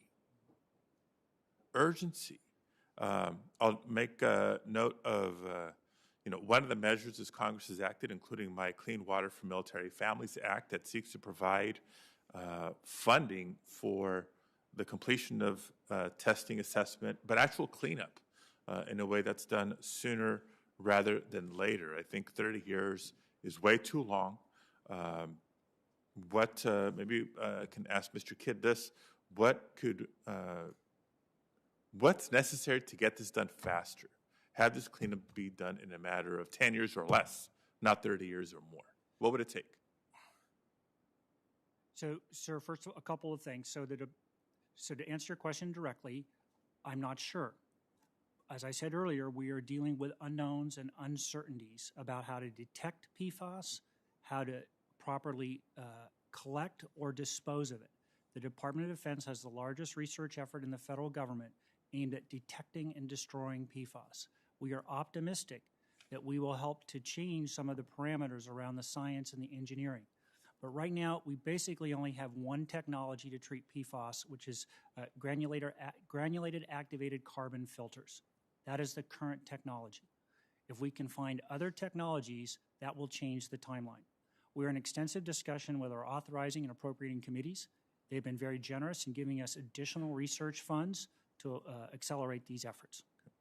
Mr. Chair, I know my time is expiring, but I do have 2 more questions I'd really like to include here. The first is related to what the Inspector General report says in their 2008 memorandum, that further action, that the department at the time said further action was not needed to address PFAS in firefighting foam because, quote, industry is taking appropriate action.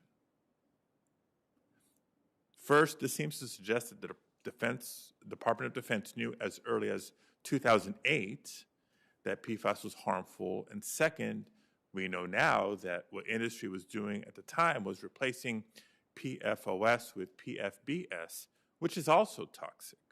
So back to you, Mr. Rourke. What action was industry taking at the time, and can you provide a copy of this 2008 memorandum to the committee? So in our report, we do mention that August 2008 memo that the Office of the Undersecretary of Defense for Acquisition, Technology, and Logistics issued that stated that they did not plan to take any risk management options for PFOA since industry was taking action. Therefore, as a result of that, EC program officials did not present risk management actions to the EC Governance Council.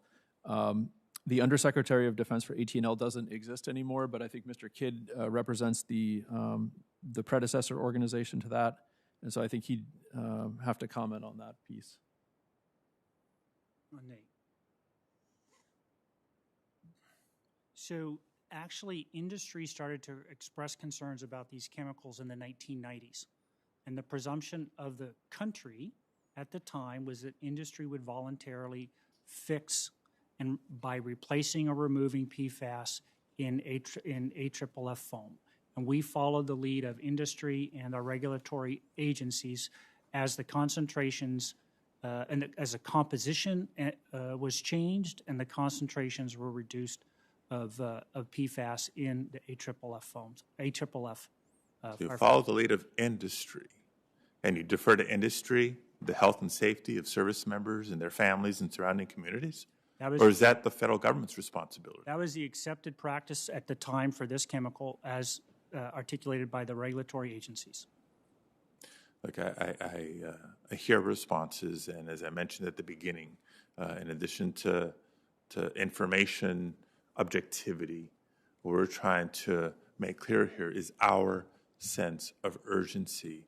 So let me make my final question this, and this is for all the witnesses. Have you lived on any of the sites that is now determined where, to have PFAS present? And if you have families, would you let your children drink the water? Yes or no? No. Thank you, Mr. O'Donnell. Mr. O'Rourke? Well, I can walk to Fort Belvoir from my house. I can see it out my window, so I'm very close there. And I don't know if Fort Belvoir is on the list, but I do drink the water at my house. Thank you. Mr. Kidd? So the answer is yes and yes. There is no community in America that is drinking water above EPA health time, life health time advisory levels where the known source can be traced to the Department of Defense.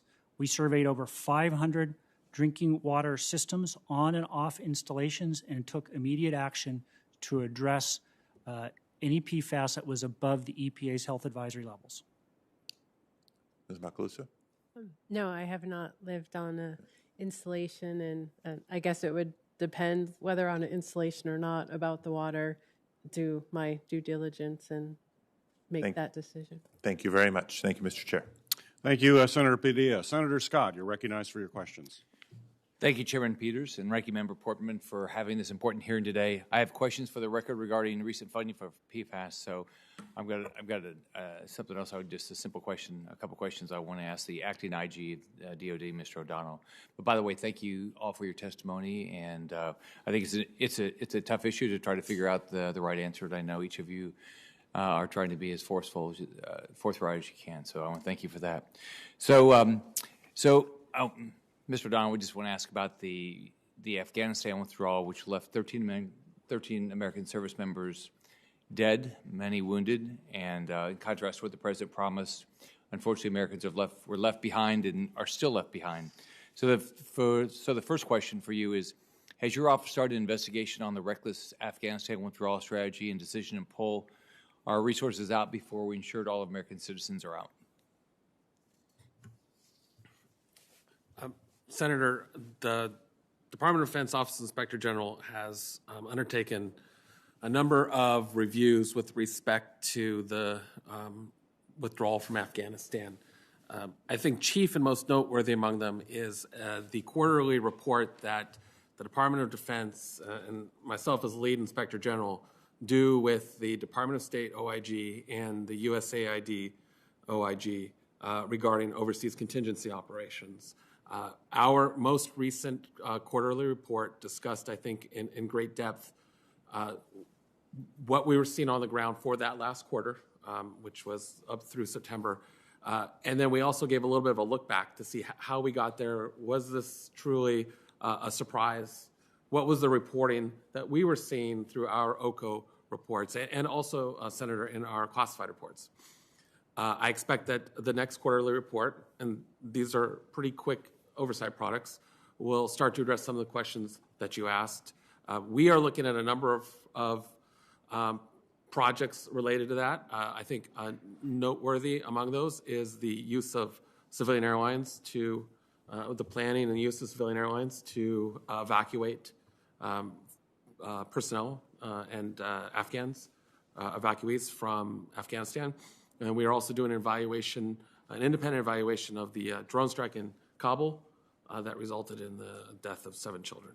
And that is the beginning. I think there's a lot more oversight that we will be conducting as facts become more available. Well, were there any key findings that have already come out? Senator Gary Peters. Our quarterly reports are not in a traditional sense an audit or an evaluation.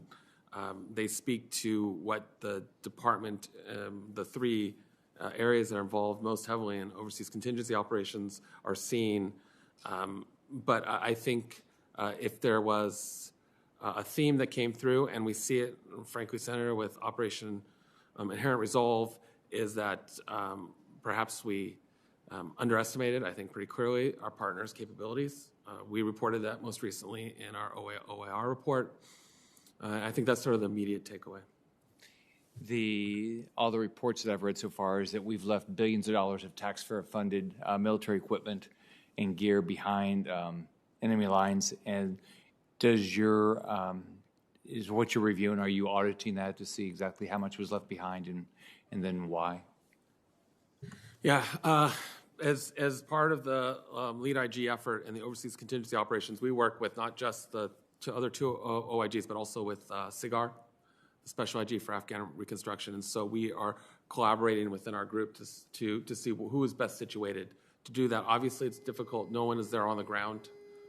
We no longer have personnel on the ground. SIGAR no longer has personnel on the ground. But it is certainly an area of concern. And I believe that if our next OCO report will start to address some of those questions, Senator. The intelligence community or elements of the State Department on the ground advised that the Afghan government and its military might fall pretty rapidly, enough to put our evacuation plans in danger. So have you, in part of what you're going to be doing, have you already done, have you looked at why we didn't evacuate American citizens earlier? We have not done a comprehensive look at that question yet, Senator. Is that something you will be looking at? I think it's certainly an issue of concern and is on the table for us and our partners to look at. Do you feel any obligation to try to defend the actions of the Department of Defense withdrawal from Afghanistan in your role? I think one of the most important responsibilities and tools at the disposal of an Inspector General is to tell the story so that the American people understand.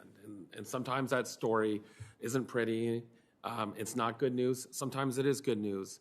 And that's how we see it at the Department of Defense OIG. And so going forward, what you will hear from us is transparent truth and, if you will, that real the story, what happened with respect to that. And again, I think you start to see that in our quarterly reports on the Operation Freedom Sentinel.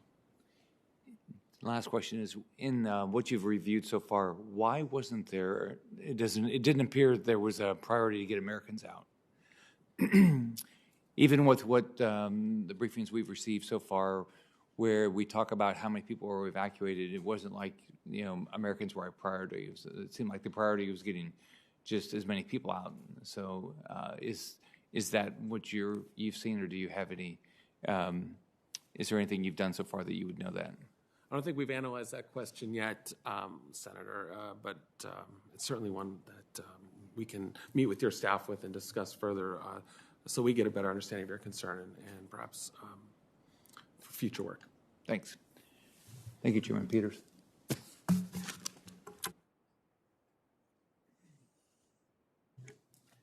Thank you, Senator Scott. We have our next panel coming up. Before I do that, just a couple of quick questions. I think some follow-up from what we've been hearing.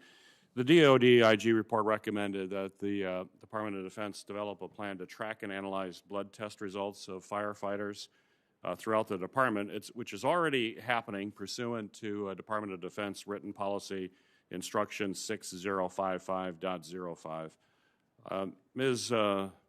Makuluzo, why didn't the Department of Defense monitor and analyze firefighter Pfas blood levels at a DoD level, a DoD-wide level?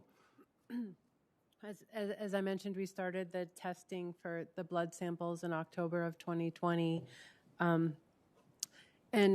one of the challenges is when the firefighters come in for their annual occupational medical health exams and the blood is taken, there's not a lot of information that can be shared with the firefighters because the scientific evidence isn't available yet. So if you don't know what to tell the firefighter based on their level because you don't know what the level means yet. So we're trying to be proactive as possible in analyzing the information, but we're challenged until we understand what concerning levels are so that we can inform the firefighters at that point when we have more information. We are looking at blood samples, mean, median, mode, statistical analysis areas that we can, but as I just mentioned, we are limited until we get more scientific-based evidence about what health effects could be and what the standards, how they, what levels they're at. Mr. Rourke, what are the impacts of failing to do so, to have these DoD-wide level screenings? So in our report, we noted that if this is not done, we may not know the extent to which PFAS exposure among firefighters exists across the DoD. We feel like doing this analysis will give the DoD an opportunity to come up with comprehensive data, which could be used in the future to study some of the long-term effects that could be associated with PFAS exposure. Also, we feel like this is an important way that we could communicate with healthcare providers, service members and their families, and DoD civilians about the long-term health effects that could be associated with PFAS exposure. Ms. Makuluzo, you understand the department is saying it's going to take 4 years to implement this plan. Why is it going to take 4 years? I'm told that they estimate it will take 4 years. I do not have a scientific background, but I know one example they provided was the time frame it took to understand lead and the lead exposures. However, we do anticipate having health effect information correlated to the blood levels for certain PFAS in the next 2 years, and then therefore we'd be able to accelerate our analysis of the blood levels. Well, let's hope you can accelerate it. One final question, we're going to go to the next panel. Mr. Kidd, what is the Department of Defense doing to ensure that fish and wildlife impacted by PFAS contamination from military sites is not going to pose either an imminent or substantial health threat to the hunters and anglers through consumption and subsistence hunting and fishing practices surrounding these areas? Senator, thank you. We note the work of your home state and sort of propagating issues in terms of response to PFAS getting out there into the wildlife. Right now, as I say, we don't have clear standards. We are working ourselves in terms of ecotoxicology to understand how these chemicals move through the environment and whether or not they concentrate. We're also, again, cooperating and relying on the expertise of other federal agencies. Well, we got to keep accelerating this work. Time is of the essence for people, as all of you know. I want to thank each of our witnesses from the Department of Defense for providing their critical perspectives. And I would now like to invite to the witness table a second panel of witnesses. If you could take your seats at the desk, we would appreciate it. Ranking Member Portman, you are recognized for opening comments, and I understand you have a witness you'd like to introduce as well. Great. Thank you, Mr. Chairman. I'm going to make a few brief comments, and then I'd like to introduce one of our witnesses in the second panel. I know this is running a little longer than people expected, so we'll move quickly here. We've talked about today there are more than 4,700 identified PFAS chemicals, and these chemicals have been around for a long time, since the 1940s, found in everything from firefighting foams to food wrappers to cleaning products, even clothing. Been used in manufacturing for decades to make products that are resistant to heat, oil, stains, grease, and water. With the increasing awareness of potential PFAS exposures, particularly from drinking water systems, I share the concerns of a lot of my constituents in the state of Ohio and in communities around the country about the impact PFAS contamination has on their health and the health of their families. In 2016, EPA established lifetime drinking water health advisory levels for two of the most prevalent and widely researched PFAS chemicals. That's PFO and Pfos. based on scientific studies that indicated exposure could result in adverse health effects. Although these chemicals were voluntarily phased out of production in the United States, their persistence in the environment remains a serious cause for concern, including in our case at the Wright-Patterson Air Force Base. According to CDC, NIH, EPA, research is still ongoing regarding the impacts exposure to PFAS chemicals can have on human health. As I talked about earlier, we need to move up this research accelerated as quickly as possible. It will help ensure we have a coordinated, effective federal effort to address and minimize PFAS contamination, so we know the scope of the problem, so we can better provide our communities with accurate information if risks are present. As we consider new options for addressing PFAS through policy and regulation, it's imperative that our approach be informed by science and by evidence. It's equally important that the federal government maintain strong partnerships with our state and local actors who are the first line of defense with regard to all health hazards in our communities. To that end, I'm pleased the bipartisan infrastructure legislation that's now law provides an historic commitment to strengthen and upgrade our nation's water infrastructure, including $10 billion to help states address PFAS in drinking water. Talking about the states, I'm pleased to introduce one of our witnesses for the second panel. Mark Johnson from Ohio EPA is with us. Mark is the Deputy Director of Business and Regulatory Affairs and has been an instrumental figure behind the state of Ohio's efforts I talked about earlier to develop and implement a statewide action plan on PFAS. Ohio has taken an effective approach, in my view, to identifying and helping to address PFAS contamination within the state. Mark will bring a valuable perspective to our hearing today. We look forward to hearing from you, Mark. Thank you for joining us. Thank you, Mr. Chairman. Thank you, Ranking Member Portman. Senator Hassan, would you like to introduce your witness, and then I will introduce the witness. We'll take an oath, and then we will get right into the questions. Excellent. Well, thank you, Mr. Chairman. It is, in fact, my pleasure to introduce Andrea Amico from Portsmouth, New Hampshire. Mrs. Amico is the co-founder of Testing for Peas, a community action group that aims to educate and advocate for residents impacted by the water contamination at the former Peas Air Force Base in Portsmouth. Mrs. Amico was rightfully concerned when media reports began to surface that an emergent contaminant called Pfas had gotten into the water that her children drank at their daycare center. Fearing for their health and the health of her neighbors, Mrs. Amico began her critical advocacy. From her initial efforts to raise public awareness and get blood tests for those who had been exposed to PFAS at Peas, to the work that she continues today to advocate for the Peas community and communities across the country impacted by PFAS contamination, Andrea has helped bring widespread attention to this important issue, and she has even been honored by the Environmental Protection Agency for her community advocacy work. In New Hampshire, we bring an all-hands-on-deck spirit to solving our problems, and Mrs. Amico brings that to her work every day, rolling up her sleeves and bringing her community together to address PFAS contamination. I am pleased that Mrs. Amico is in front of the committee today, and not for the first time. I joined with many of my colleagues here today when we held the first ever PFAS hearing in the Senate and heard from Mrs. Amico, and I'm glad to welcome her before the committee again. Thank you, Mr. Chairman. Thank you, Senator Hassan. Before I introduce our third witness, it is the practice of this committee to swear in witnesses. So if the three of you would please rise and raise your right hand. Do you swear that the testimony that you will give before this committee will be the truth, the whole truth, and nothing but the truth, so help you God? For a minute from all three, you may take a seat. Our first witness is Tony Spagnola. Mr. Spagnola serves as the co-chair of the Great Lakes PFAS Action Network, where he works to prevent and clean up toxic PFAS contamination. Mr. Spagnola became a leading national PFAS advocate after learning that his family's lake in Oscoda was impacted by PFAS contamination from the former Wordsmith Air Force Base, the first reported PFAS contamination site in Michigan and the first reported U.S. military PFAS contaminated site in the world. In his current role, he educates decision makers and ensures accountability for comprehensive and equitable solutions to PFAS contamination for people all across the Great Lakes region by providing tools and resources for communities grappling with PFAS contamination, holding polluters responsible, and seeking cleanup solutions for the contamination. Mr. Spagnola, I'd like to thank you for all the work that you have been doing in our state to bring attention to the harm that's caused by PFAS, but also to protect Michiganders from these toxic chemicals.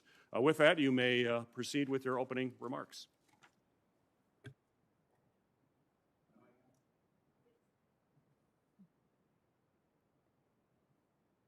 Am I on now? Okay, thank you.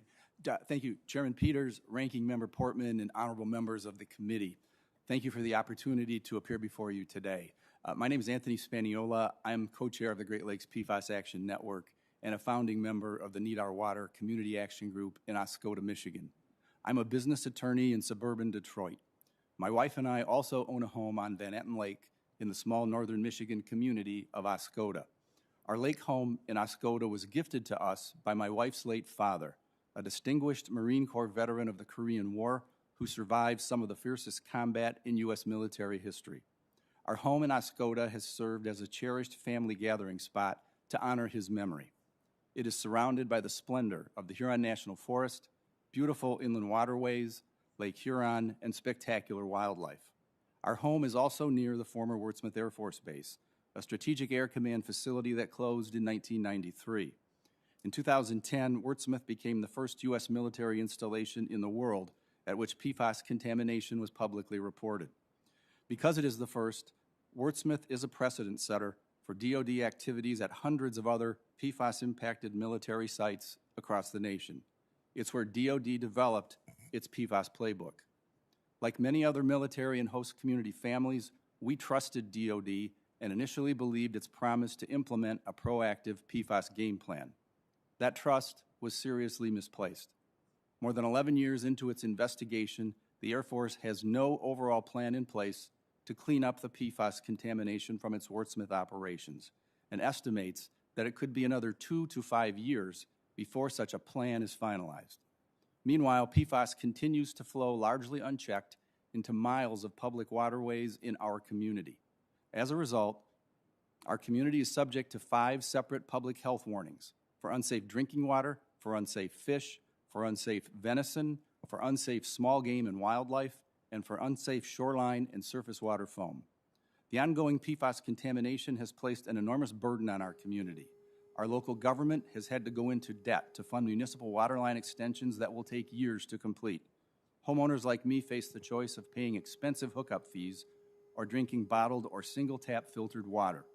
Signs warning of unsafe fish, wildlife, and the foam itself dot our forests and waterways, negatively impacting our tourism industry and, more importantly, the health of low-income individuals for whom nature is their primary source of food.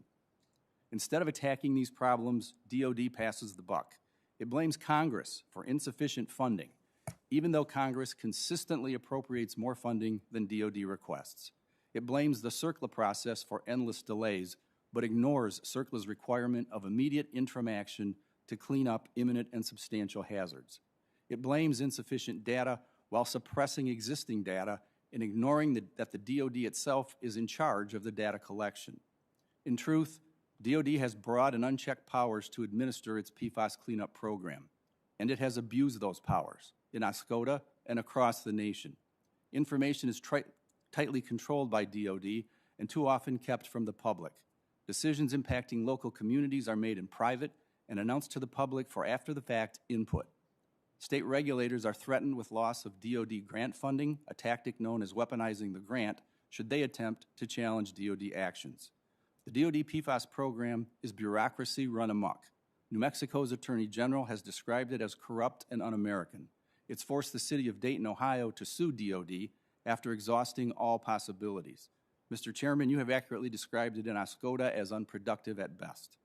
As a member of a military family, it saddens me deeply to report that DoD is actively harming the people and communities that it is supposed to protect.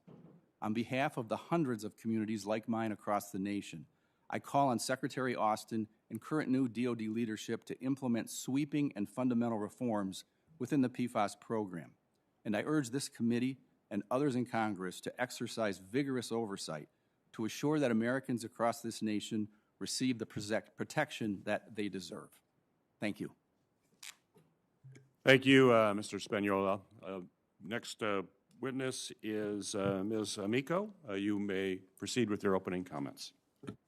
Thank you, Chairman Peters, Ranking Member Portman, and members of the Senate Homeland Security and Governmental Affairs Committee. Thank you for the opportunity to testify in front of you today. My name is Andrea Amico, and I'm a PFAS community leader from New Hampshire. My family has been directly impacted by PFAS contaminated water from the former Pease Air Force Base located in Portsmouth, New Hampshire. My 2 older children were exposed to high levels of PFAS at their daycare center that was located at the old air base, which has now been redeveloped into a large industrial park called the Pease Trade Port. My husband was exposed to the same contaminated water while working for a business right next door to their daycare. When I toured the daycare center on the Pease Trade Port in 2010 when I was pregnant with my first child, I thought I did everything right. I asked so many questions of the daycare. Is your staff CPR certified? What's your curriculum? What's your teacher-to-child ratio? But I never once questioned the quality of the water. Back then, I was like many Americans who assume when you turn on the tap, clean, safe drinking water came out. So you can imagine the devastation I felt in May of 2014 when I learned that high levels of PFAS were detected in the drinking water where my 2 kids and husband were every day for work and daycare. As a result of my family and my community being contaminated with PFAS from a former military base, I have worked tirelessly to advocate for PFAS action and change at the local, state, and national level. I founded a community action group called Testing for Peas in 2015, and in 2017, I helped to found the National PFAS Contamination Coalition to bring together PFAS community leaders from all over the country working to address PFAS. I've also worked collaboratively with my local, state, and federal elected officials to address PFAS. My family's PFAS exposure came from aqueous film-forming foam used by the U.S. Air Force when Pease was an active base. My community is not unique, and the DoD has contaminated hundreds of communities with PFAS from firefighting foam across this nation, and even some communities around the world. I was troubled when I read the DoD Inspector General report that included the findings that people and the environment may have been exposed to preventable risks from PFAS and AFFF. One of the questions raised in the letter from members of Congress when requesting the IG review DoD's use of PFAS at military sites is, when did the DoD first know PFAS was harmful? That question was never addressed in the IG's report, but it is one that has kept me awake for many sleepless nights since 2014. As a mother, I live with so much pain, guilt, and anxiety knowing my kids drink contaminated water at a daycare center located at a former Air Force base. I have asked myself countless times, how could this have happened? When did the Air Force know PFAS and AFFF was harmful to humans and the environment? Why did the Air Force not test the drinking water at Pease and many other current or former military sites for PFAS before 2014? Could something have been done sooner to prevent my family's exposure and the exposure to millions of civilians, service members, and local community members?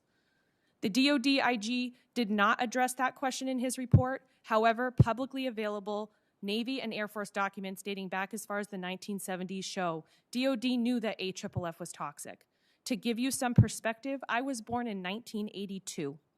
I have a hard time accepting that the Air Force knew of the harms from AFFF a decade before I was born and did nothing to stop its use, and now my children, who were born in 2011 and 2013, have been impacted by PFAS. DoD's role in causing widespread contamination of toxic and persistent forever chemicals is not one we can whitewash or gloss over. There are serious failures in responsibility and accountability from DoD over the last several decades on PFAS, and we need a deeper dive into what went wrong so we can make sure a public health and environmental devastation on this scale can never happen again.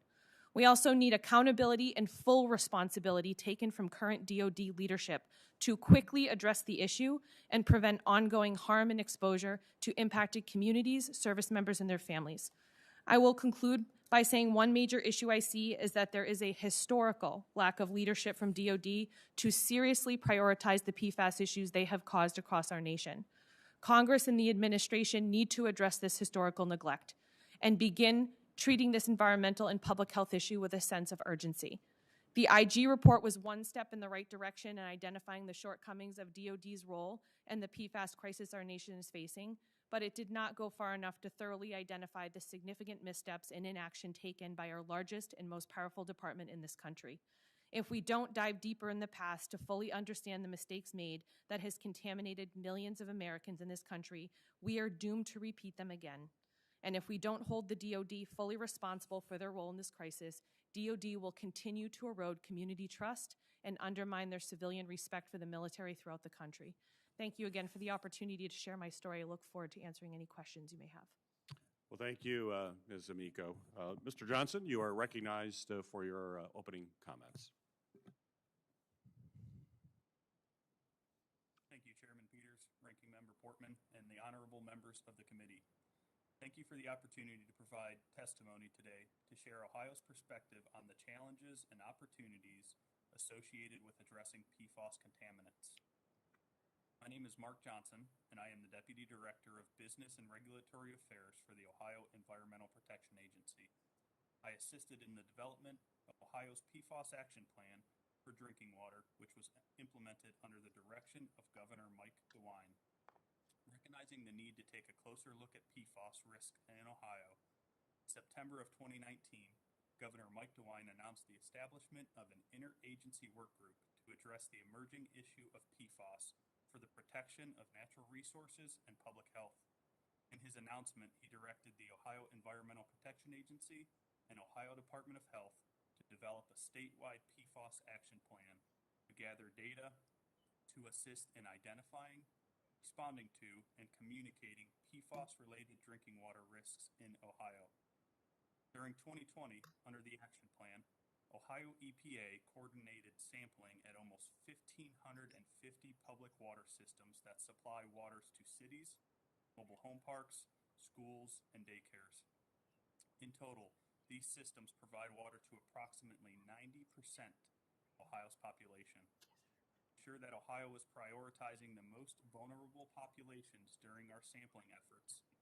Approximately 240 schools and daycares were included in our first phase of sampling.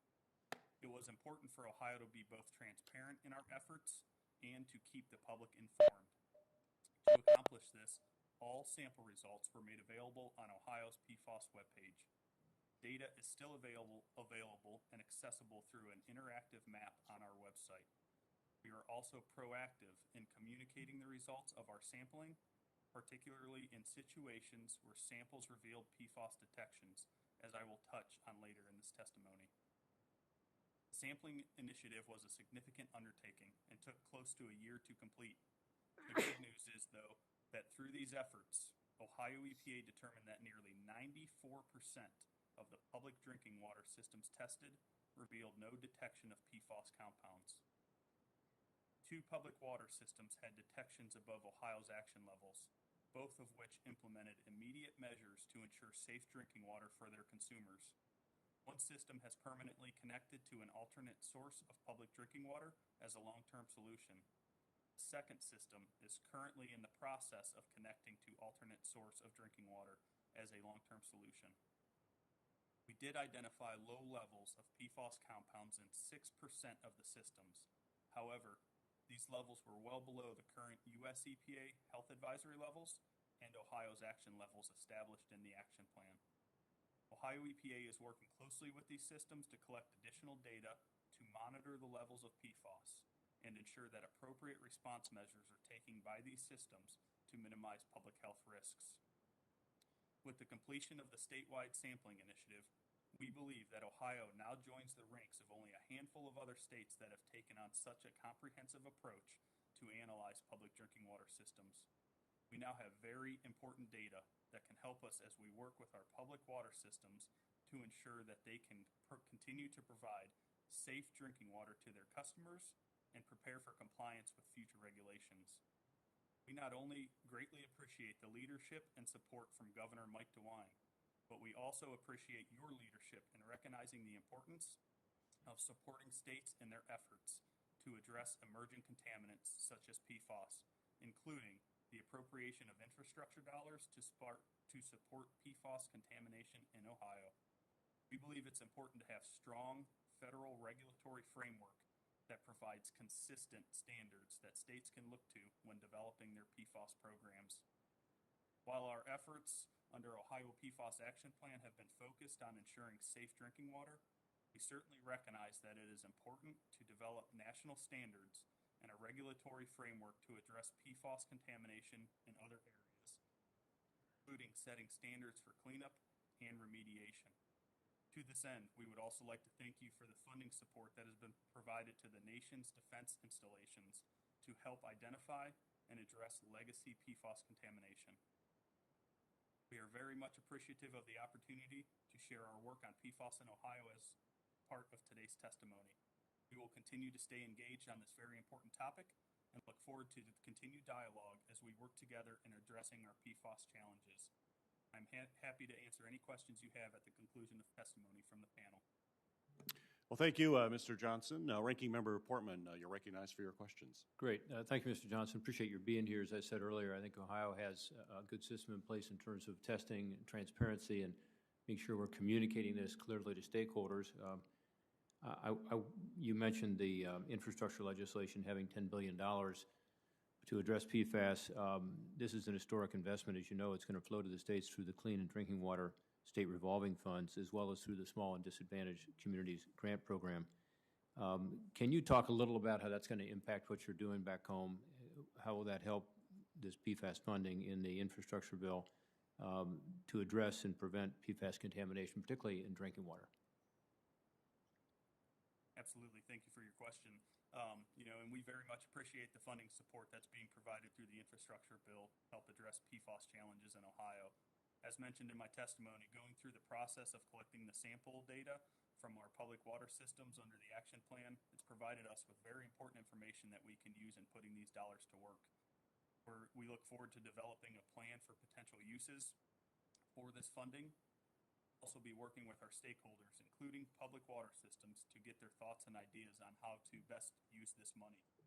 One area where we can see this funding being applied is in helping our systems that have low level of PFAS detections upgrade their treatment systems or make other infrastructure improvements that both reduce PFAS risk and best prepare them for future regulations related to PFAS in drinking water.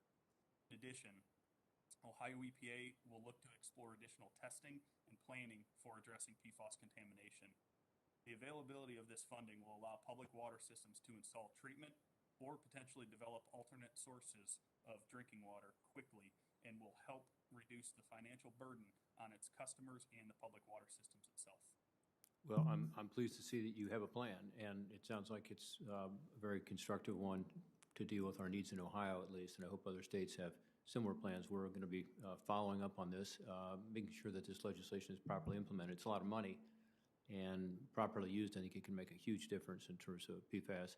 The other aspect that we talked about earlier is the research, and although we have some research on some of these chemicals, of the over 4,700 chemicals, I think the federal government can do a better job there. Would it be helpful for you to have better research, and federal research in particular, with regard to the health impacts of some of these chemicals? It absolutely would. Certainly the state relies on the federal government and their expertise in this area, and relies on the federal government to conduct the needed research and develop technical guidance. It's critical for the states to implement these types of regulations, especially with the complexity of PFAS. Most states lack that resource to conduct this work on their own, and on top of including the regulation of all of our regulatory programs. The development of these regulatory standards, most states heavily rely on the federal government, and we certainly understand the importance of that. Great. Thank you, Mr. Johnson. Thank you. Thank you, Ranking Member Portman. Mr. Spaniola, you talked about this certainly in your opening comments, but I'd like you to share with the committee a little bit more in depth as to how this PFAS contamination has impacted the Oscoda community, whether the economic impacts, the environmental impacts, certainly the human health impacts. So give us a sense of what folks are saying on the ground, what they're feeling on the ground, and how has the Department of Defense's slow walking of this issue impacted the community? Thank you for your question, Mr. Chairman, and thank you for your leadership on this issue and for your support of our efforts in our community. This issue has been one that pervades a lot that's gone on in our community. It concerns people from a health perspective. As Ms. Amico mentioned earlier, the questions arise: how long have we been drinking water that has not been safe? How long have people been eating fish that have not been safe? How long have we been exposed to foam and other wildlife? And how long and how many veterans actually were exposed to what we know are extremely high levels of drinking water at the base. We've done testing going back to see that and to find that out. And so I think one of the things it's done is it's brought the community together, because the Department of Defense has done, the Department of Defense was initially viewed as a partner of ours, and after a while it became pretty clear that they weren't interested in partnering at all. It has been an immensely frustrating process for the community, and has left the community, and I think a lot of communities around the country, I'm involved in the National Pfas Contamination Coalition, it's left communities around the country with a sense of serious distrust of the department. And unfortunately, the testimony that we heard this morning didn't do much to calm that down. We know that the Army Corps of Engineers instructed Fort Carson, Colorado not to use firefighting foam back in 1991 or 1993. And so when we hear things about 2011 and 16 and 08, it underscores what we've seen in Oscoda year after year after year, false statements and misleading statements that are made by the department. And so it's been a serious, serious battle. Well, it certainly has been, and certainly everybody's patience is wearing very thin, as it should be with this long battle. Mr. Spagnola, could you speak about some of the examples of proactive state-level leadership that we have seen in Michigan to address PFAS contamination? You know, perhaps the federal government can learn from some of the actions taken by the state of Michigan. What's your assessment, and could you tell the committee more about what's happening? Yeah, thank you for your question, Mr. Chairman. I think that there are probably a handful of things that the federal government could learn from what's going on in Michigan. The first is the establishment of the Michigan PFAS Action Response Team, which was actually an idea of Robert Delaney, a Michigan DEQ scientist who appeared before your field committee hearing back in Grand Rapids a few years ago. I think that the all-of-government approach is what's really needed for this chemical, and Michigan took the lead in doing that. And that's been a bipartisan effort. I think it's very, very critical to emphasize that. Another thing that I think is really important as I sit here and I talk to so many people within the Beltway is getting the citizen perspective, because what you hear from the department bubbles up from the bottom, and it's not reflective of what's going on the ground. And what our Governor, Gretchen Whitmer, did at the start of her administration was to create a citizens advisory work group that meets with the state bureaucracy to bring those concerns to the state and to help the state react and respond. I think that's a very, very critical aspect that's missing. It's a perspective that's missing. And as we've talked earlier, citizens are left out of this process. Decisions are made without citizen input.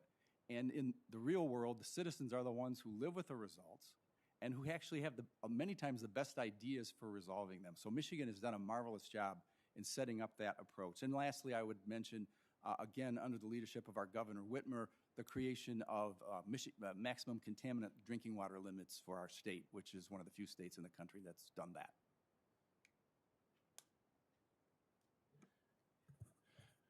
Mr. Spagnola, I authored a provision that was included in the 2020 National Defense Authorization to allow a state governor to request a new or amended cooperative agreement that would require the Department of Defense to comply with state pollution laws if they are more stringent.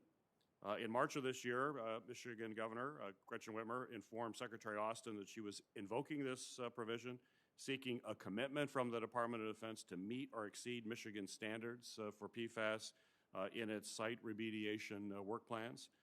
According to my provision, the Department of Defense now has 1 year to reach an agreement with the state of Michigan, and if it does not, it must explain why to Congress and offer a timeline for reaching one. So my question to you, sir, is can you speak to the importance of taking action to ensure that the Department of Defense actually meets the strictest possible standards when remediating these PFAS contaminated sites? Thank you for your question, Mr. Chairman. It is of utmost importance. In Oscoda, we've been asking for this for years, and in fact, the Department of Defense originally told us that if there were just state laws in effect that applied across the board to private industry and the government, that they would comply, and they've walked that back. In our community, if they actually do comply with state law, and they're not, they're violating it for miles and miles of public waterways. if they actually do comply with state law, then they will have to clean things up. And so I commend you and thank you for including that provision, and hope that the DOD will comply with state law everywhere. They're not doing that, and that's a problem. Do you believe that the current approach that the DOD is employing will address off-base migration of these PFAS contaminants? Thank you for your question. I'm deeply concerned. In Oscoda, we've seen that has not been the case. First of all, with respect to migrating groundwater, they've taken a very narrow view and have attempted to try to say they're not responsible when there's no other responsible parties in Oscoda. It's trees and the water and the Air Force Base. That's one thing. And then another, they were involved in a number of activities to put out fires around the community, including a fire at the K-12 educational complex. They're refusing to accept responsibility for any of that. That is a serious problem.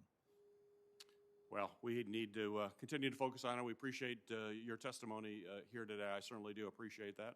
I'm going to need to step away briefly. We have another committee hearing that I need to go to ask questions. I will pass the gavel to Senator Hassan, who will now chair the committee, unless I return. But at least for now, we'll continue. We'll chair the committee. Senator Hassan.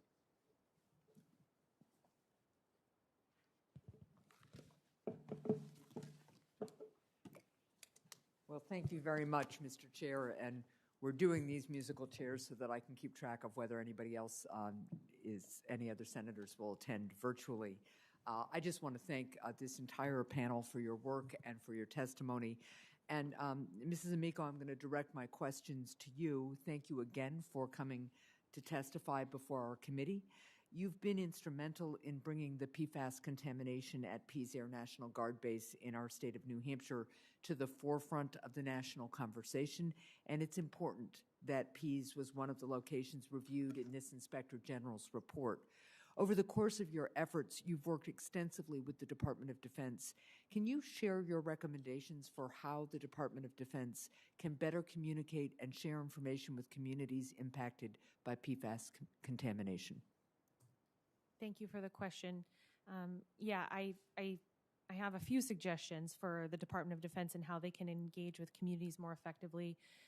The first is I want to first recognize that Mr. Kidd from our first panel has started offering community engagement sessions, and we've had 2 so far.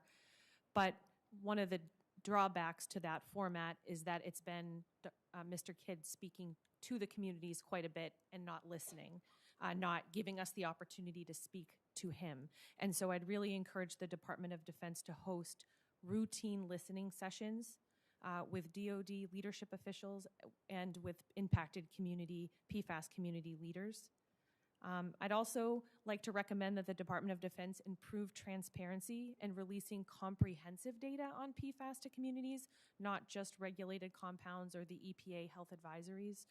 We know that AFFF is a mixture of PFAS chemicals, so often when they're testing water and soil and other things, they're finding multiple PFAS, but many times they're only sharing the data on just PFOA and PFOS. And for communities to have a real sense of how extensive the contamination is, it's important that we know all of their findings. So that would also be critically important. Impacted communities would like to see improved relationships with local RABs and restoration advisory boards and restoration advisory committees focused on trust and collaboration. Through the National PFAS Coalition, we certainly have heard feedback from many military sites that the RABs and RACs are not a productive or effective way to bring DoD and communities together. They're often hostile and there's a lot of mistrust. I was very happy to hear Mr. Kidd say today they're going to increase training for those RABs, and one suggestion I would have for him is to include some impacted community members as part of that training and to give DoD some guidance on how to best work with communities. I know many PFAS community leaders would be happy to offer that expertise to him. And then lastly, I will say that PFAS community leaders have requested a meeting with Secretary Austin and Deputy Secretary Hicks of DoD, and I think it would be critically important for those officials to meet with PFAS community leaders to hear from people that are most affected by the problem as to what our needs are and what solutions we need from DoD. Thank you. Well, thank you for those recommendations. I want to follow up now on a topic that Senator Peters and Mr. Spagnola were talking about, As you know, in the absence of comprehensive federal standards for safe levels of PFAS in drinking water, a number of states, including our own of New Hampshire, have acted to set science-based safety thresholds of their own.